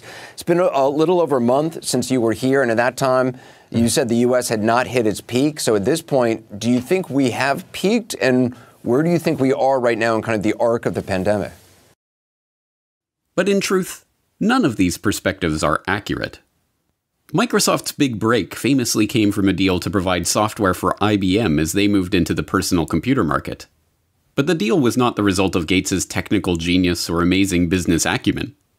As has been quietly admitted by IBM executives in the years since, Microsoft was given their shot at the chance to work with Big Blue as a result of Gates' mother's relationship with IBM CEO John Opel. You remember your partnership of IBM and Bill Gates. How did it break up? I do remember very well, actually. Bill Gates, at the time, at the beginning of our relationship with him, was living on pizza and Pepsi-Cola in Albuquerque, New Mexico. And his mother happened to be on the United Way board with our chairman and asked our chairman to help him. And you know, when the chairman comes in and tells you to go help this kid, 900 people get on the plane Monday morning and they all go down to try to help Bill Gates. So I don't see Bill Gates as this great creative person. I see him as an opportunist. And in fact, in those days, there was a lot of sharing of software code. People gave it away. In Silicon Valley, they would share everything. He came in and he tried to control everything and put a price on it. Computer historians have long known how the basis for what became MS-DOS was not Bill Gates' brilliant imagination, but QDOS, a quick and dirty operating system that had been thrown together by Tim Patterson, a worker at Seattle Computer Products, as a placeholder until he could sell the proper operating system to his customers. And as even Gates himself admitted, the breakthrough graphical user interface that became the basis for Windows was ripped off from the researchers at the Xerox Palo Alto Research Center. As Bill would say after Apple unsuccessfully sued Microsoft for copyright infringement over Windows GUI, "Hey, Steve, just because you broke into Xerox's house before I did and took the TV doesn't mean I can't go in later and take the stereo." And, as Gates also admits, it is not a spirit of selfless generosity that motivates his interest in vaccines and other lucrative health interventions. I'd like to talk to you about your approach to vaccinations. You wrote something recently, and like you always do, you kind of looked at the problem from a scientific and business perspective on things. You've invested $10 billion in vaccinations over the last 2 decades, and you figured out the return on investment for that, and it kind of stunned me. Can you walk us through the math? You know, we see a phenomenal track record. It's been $100 billion overall that the world's put in. Our foundation is a bit more than $10 billion. But we feel there's been over a 20-to-1 return. So if you just look at the economic benefits, that's a pretty strong number compared to anything else.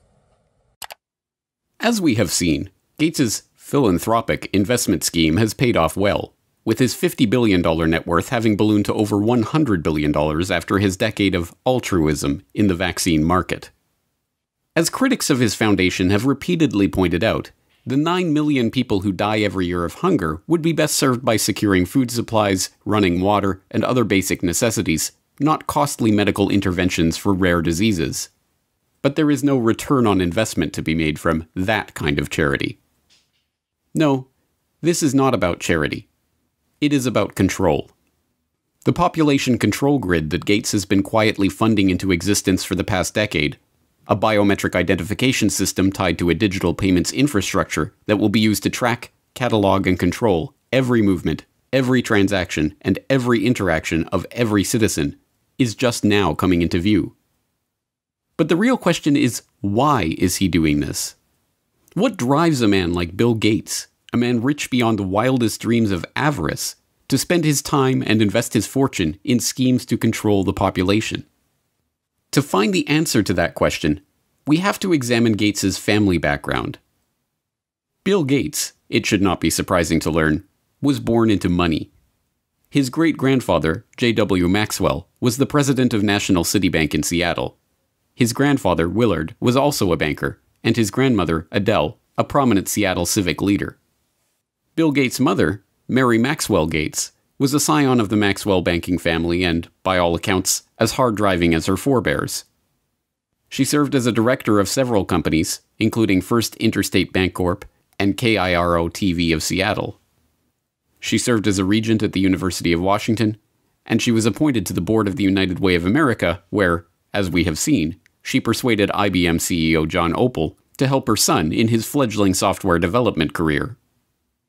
Bill's father, William H. Gates Sr., was a prominent Seattle area lawyer. He co-founded a powerful law and lobbying firm, helped Howard Schultz in his bid to buy Starbucks, served on the boards of numerous companies and organizations, and, along the way, had a profound influence on his son's life and career. My dad was large presence, both physically and in terms of his wisdom.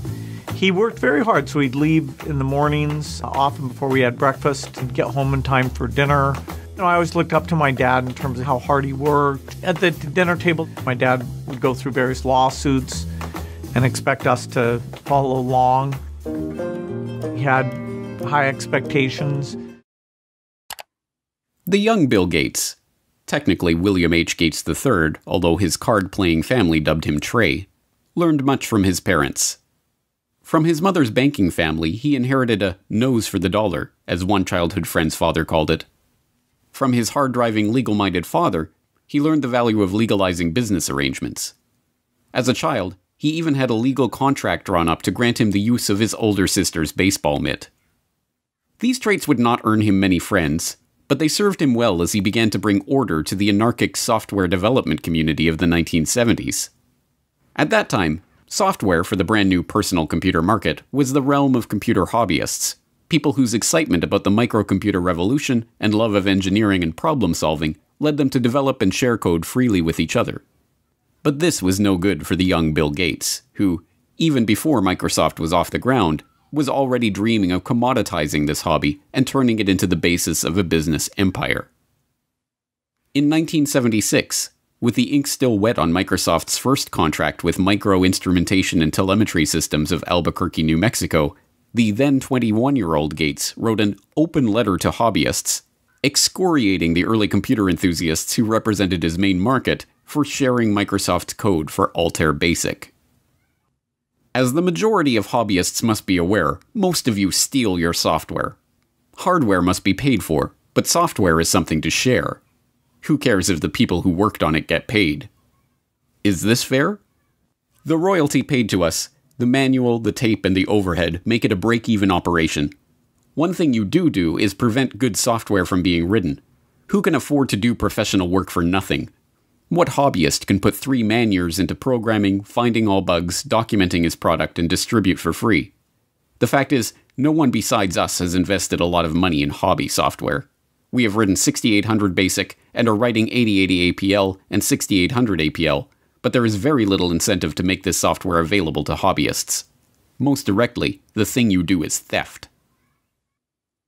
The letter was awkward and tone-deaf, as many people have described the young Bill Gates in his social interactions.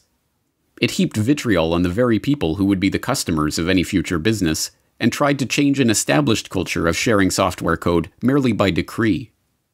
Even Apple computers, which would go on to be one of the prime purveyors of walled garden systems that restrict users' ability to control their own computers, scored an easy marketing victory by responding to Gates' angry letter with a reminder that, yes, folks, Apple Basic is free. But the gauntlet was thrown down, and Gates would have his way. Although freeware and other forms of open-source software development still exist, the establishment of software code as legally protected intellectual property has led to the rise of billionaires like Gates. A nose for the dollar and a knowledge of how to use the legal system to get what you want were not the only things to emerge from Bill Gates' childhood, however. His parents also encouraged discussion about the family's charity work and the causes they held close to their heart. As Gates revealed to Bill Moyers in 2003, those causes included the population issue, which sparked a lifelong interest in reproductive health. One issue that really grabbed me as urgent were issues related to population, reproductive health. But did you come to reproductive issues as an intellectual?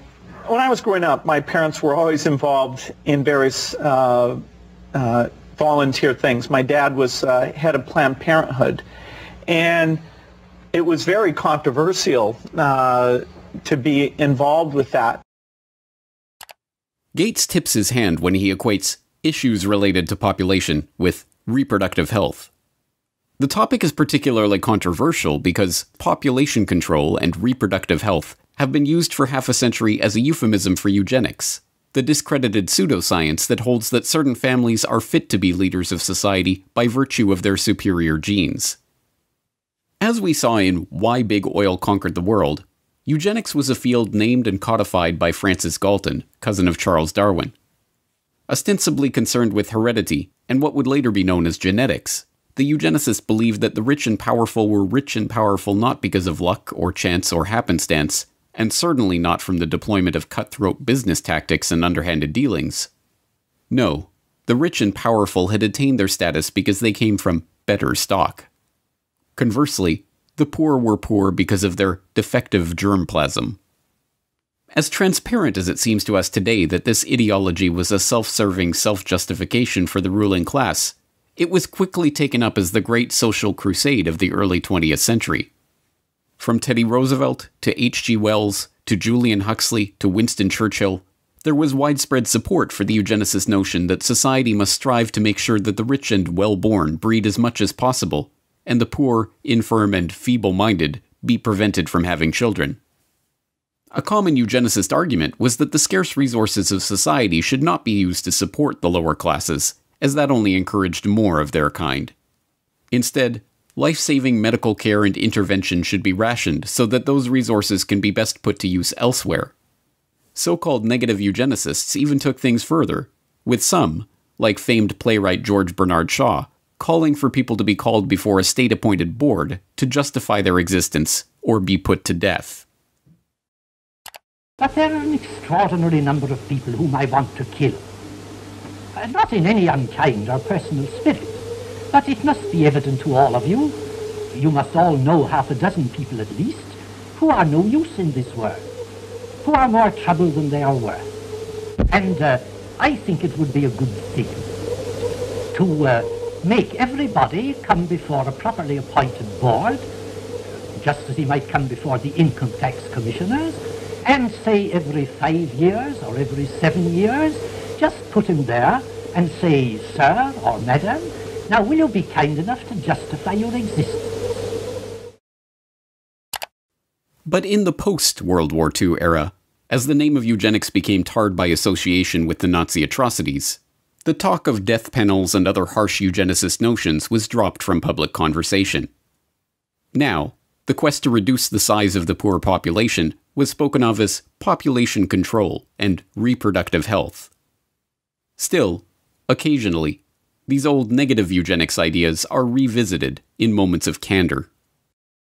You're raising tuitions at the University of California as rapidly as they can, and so the access that used to be available to the middle class or whatever is just rapidly going away. That's a trade-off society is making because of very, very high medical costs and a lack of willingness to say, you know, is spending $1 million on that last 3 months of life for that patient, would it be better not to lay off those 10 teachers and to make that trade-off in medical costs? But that's called the death panel, and you're not supposed to have that discussion.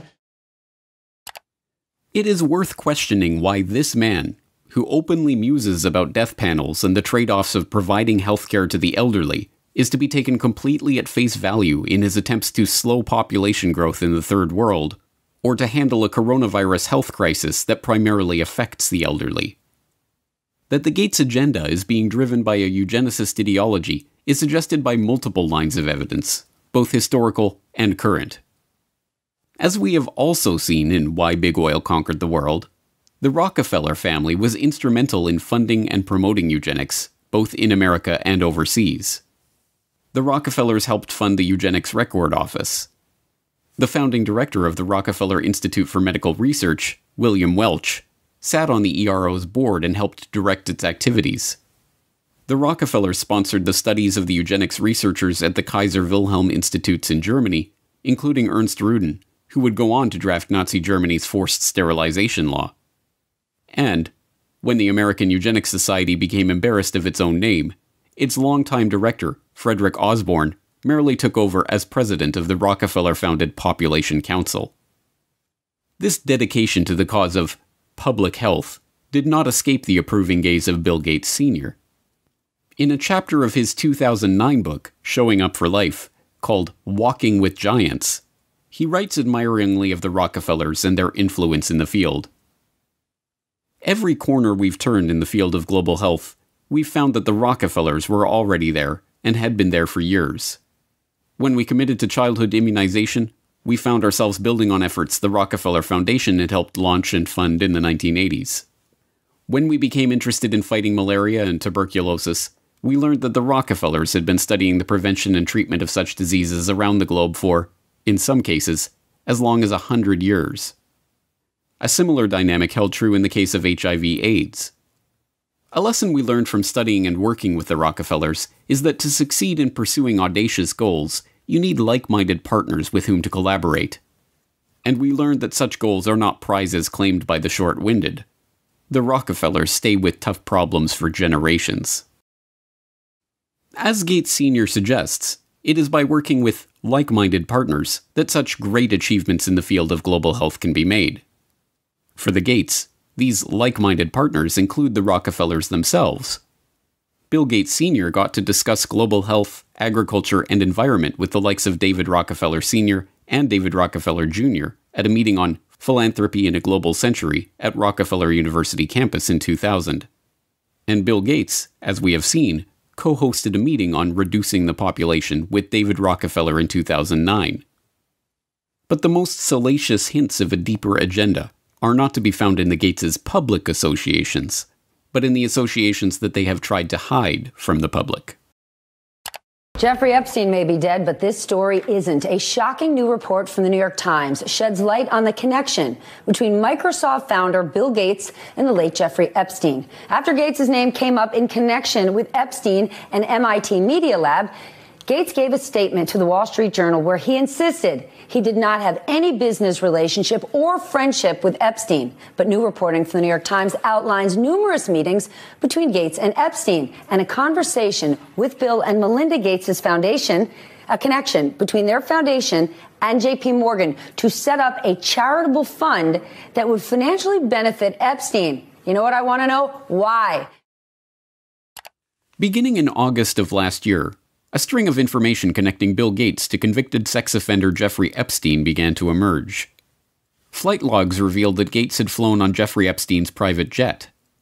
An email surfaced showing disgraced MIT Media Lab director Joy Ito, who resigned from his position after it was discovered that he had helped cover up Jeffrey Epstein's identity as an anonymous donor to the lab, informing his staff that a $2 million donation to the lab in 2014 was a gift from Bill Gates, directed by Jeffrey Epstein.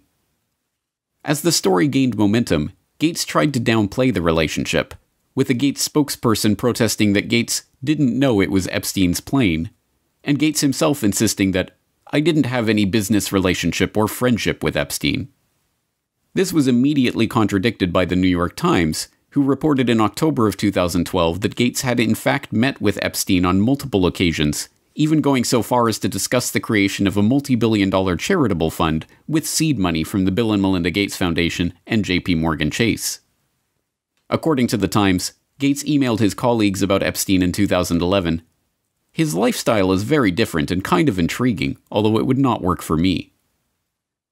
Epstein's will even named Boris Nikolic, a Harvard-trained immunologist who served as the chief scientific advisor to both Microsoft and the Bill and Melinda Gates Foundation, and who appears in the sole publicly known photo of Epstein and Gates' 2011 meeting at Epstein's Manhattan mansion, as the backup executor of Epstein's estate. It is not difficult to see why Gates would try to distance himself from his relationship with a child sex trafficker.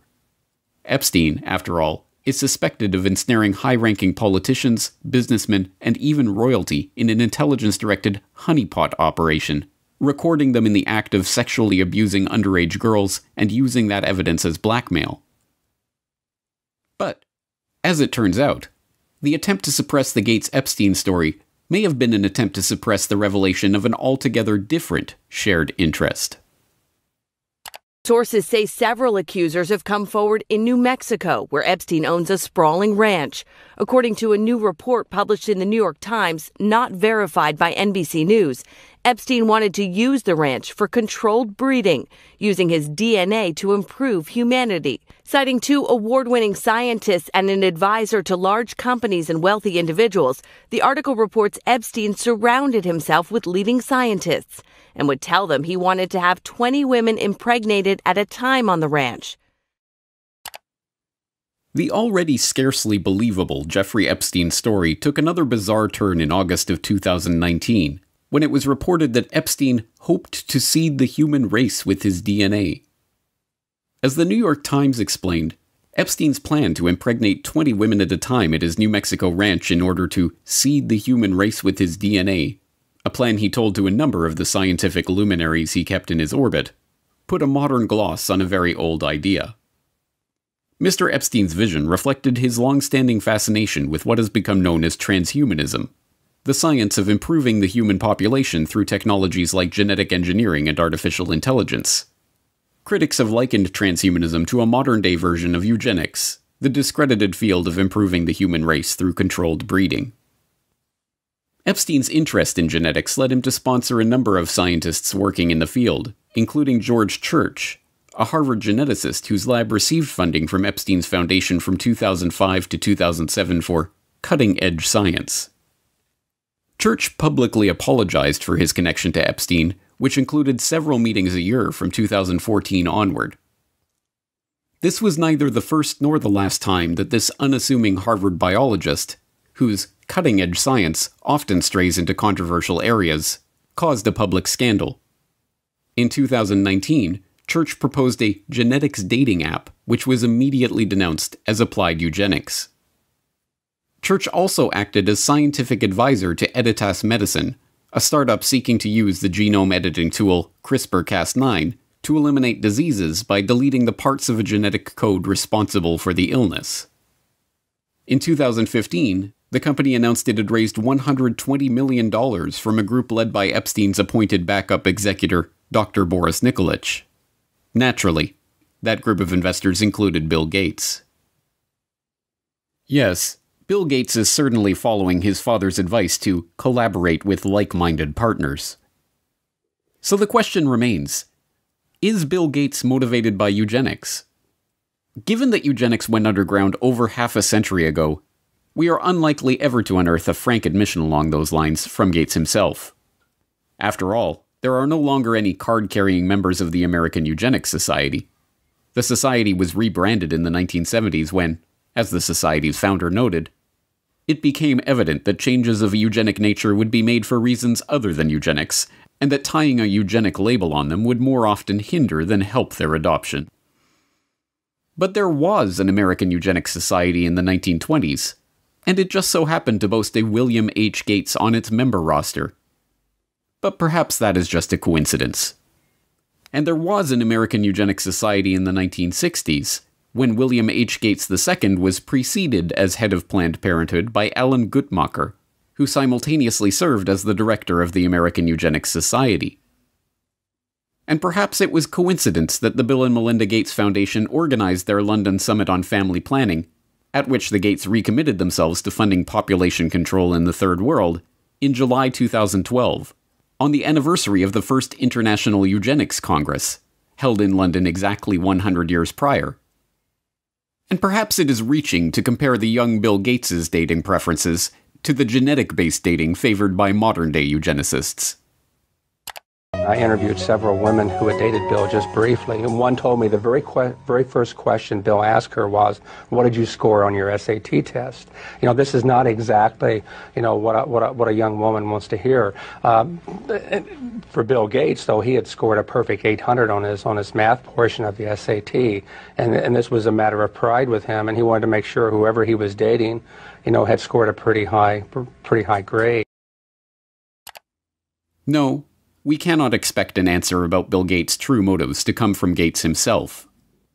By this point, the question of Bill Gates' intentions has been buried under the combined weight of hundreds of millions of dollars of paid PR spin. Like the Rockefellers before them, the Gates have long since learned the secret of enlarging their family fortune, not to mention their control over the human population, by donning the mask of philanthropy. There are many perspectives on Bill Gates. Depending on who you ask, he is a computer savant, a genius businessman, or a saintly philanthropist. But all of these perspectives have been brought to you through PR outlets founded or funded by the Bill and Melinda Gates Foundation. Bill Gates is no longer a subject for historians but hagiographers. Now we must confront the question of why this man is motivated to build such a web of control. Control over our public health agencies. And for all 193 member states, you must make vaccines a high priority in your health systems to ensure that all your children have access to existing vaccines now and to the new vaccines that have recently become available. Control over our identities. And the lack of an ID system is a problem not just for the payment system, but also for voting and health and education and taxation. And so it's a wonderful thing to go in and create a broad identification system. Control over our transactions. Once financial flows go underground, where you have lots of legitimate transactions mixed in with the ones you want to track, and once they're going over a digital system that the U.S. has no connection to, it's far more difficult to find the transactions that you want to be aware of or that you want to block. And even control over our bodies. But we're going to have this intermediate period of opening up, and it won't be normal until we get an amazing vaccine to the entire world. We must confront the possibility that this quest for control comes not from a selfless spirit of generosity that never seemed to exist before he became a multi-billionaire, but from the same drive for money, the same desire for domination, and the same sense of superiority that motivated him on his way up the corporate ladder. But if the answer to the question, who is Bill Gates, is Bill Gates is a eugenicist, that tells us some important things about the world that we are living in. It tells us that Gates is deceiving the public into supporting his takeover of the world with a false front of philanthropy. It tells us that the goal of the Gates, like the goal of the Rockefellers before them, is not to improve the world for humankind, but to improve the world for their kind. And most importantly, it tells us that Bill Gates is no comic book supervillain, single-handedly directing all of the chaos that is unfolding in the world or single-handedly bringing his own order to that chaos. No, if Bill Gates is a eugenicist, driven by a belief in the superiority of himself and his fellow wealthy elitists, then what we are facing is not one man, or even one family, but an ideology. This is not a trivial point. One man, whatever his wealth, can be stopped easily enough. But even if Bill Gates were to be thrown in jail tomorrow, the agenda that has already been set in motion would continue without missing a beat. An entire infrastructure of researchers, labs, corporations, governmental agencies, and public health bodies exists, funded more often than not by Gates, but driven by the belief of all those millions of people working for these various entities that they are truly working in the best interest of the people. No, an ideology cannot be stopped by stopping one man. It can only be stopped when enough people learn the truth about this agenda and the world of total, pervasive control that is coming into view. If you have watched all 4 parts of this exploration on Bill Gates, then you are now one of the most informed people on the planet about the true nature of this agenda. You have seen how the takeover of public health has been used to railroad the world into a headlong rush toward mandatory vaccinations, biometric identification, and digital payments. You have seen how the pieces of this puzzle fit together, and how they represent a far greater threat to the future of humanity than any virus. Here is the good news. Armed with this information, you have the antidote to the scourge of this eugenicist ideology. The truth is that ideologies are viruses of the mind. They spread from person to person, infecting them with ideas that can lead to a disease of the body politic. But here is the even greater truth. Inoculations do work. Inoculations of truth against the lies of those spreading their poisonous ideology. If you have made it this far, it is incumbent on you to help inoculate those around you against the corrupt ideology of Bill Gates and all those who seek to control the population of the world. You must help to spread this information so that others have a chance to see the bigger picture and decide for themselves whether they are willing to roll up their sleeves and accept what is coming or not. But time is not on our side. Even as we speak, mass vaccination campaigns are being prepared. We are already building our plans to vaccinate the whole city of Chicago and working with others across the region on a major plan for this. We've bought syringes, we've bought cold boxes, we've planned out locations. Biometric identification schemes and immunity passports are already being rolled out. And so while we started with travel at our core, we're a biometric secure identity platform where it's always been about attaching your identity to your boarding pass at the airport or your ticket to get into a sports stadium or your credit card to buy a beer. And so now with the launch of Clear Health Pass, it's about attaching your identity to your COVID-related health insights for employers, for employees, for customers. Programs for tracking, tracing, and surveilling the entire population are already being beta tested. Today we are launching another useful tool that can supplement the critical detective work we are conducting in public health. Alberta Trace Together is a voluntary, secure, mobile contact tracing application to help prevent the spread of COVID-19. And the digital payment infrastructure, the system of financial exclusion that will allow governments to turn off our access to the economy at will, is being put into place. In order to avoid the risk of transmission through physical handling of money, we encourage the use of cashless transactions, such as mobile money, M-Pesa and otherwise, and credit cards. People are using touchless payment systems much more than they're using cash, both because we're not interacting with people directly as much anymore, and also because cash is kind of skeezy. We must spread the word about the dark nature of this population control agenda to as many people as we can, before our ability to speak out against this agenda is taken away for good. Thanks to the likes of Bill Gates, the virus of this population control agenda is already here. It is threatening to crash the system as we've known it. But if Bill Gates has taught us anything, applications like Word and Excel, PowerPoint. It's how to deal with a virus. It's time for a hard reset.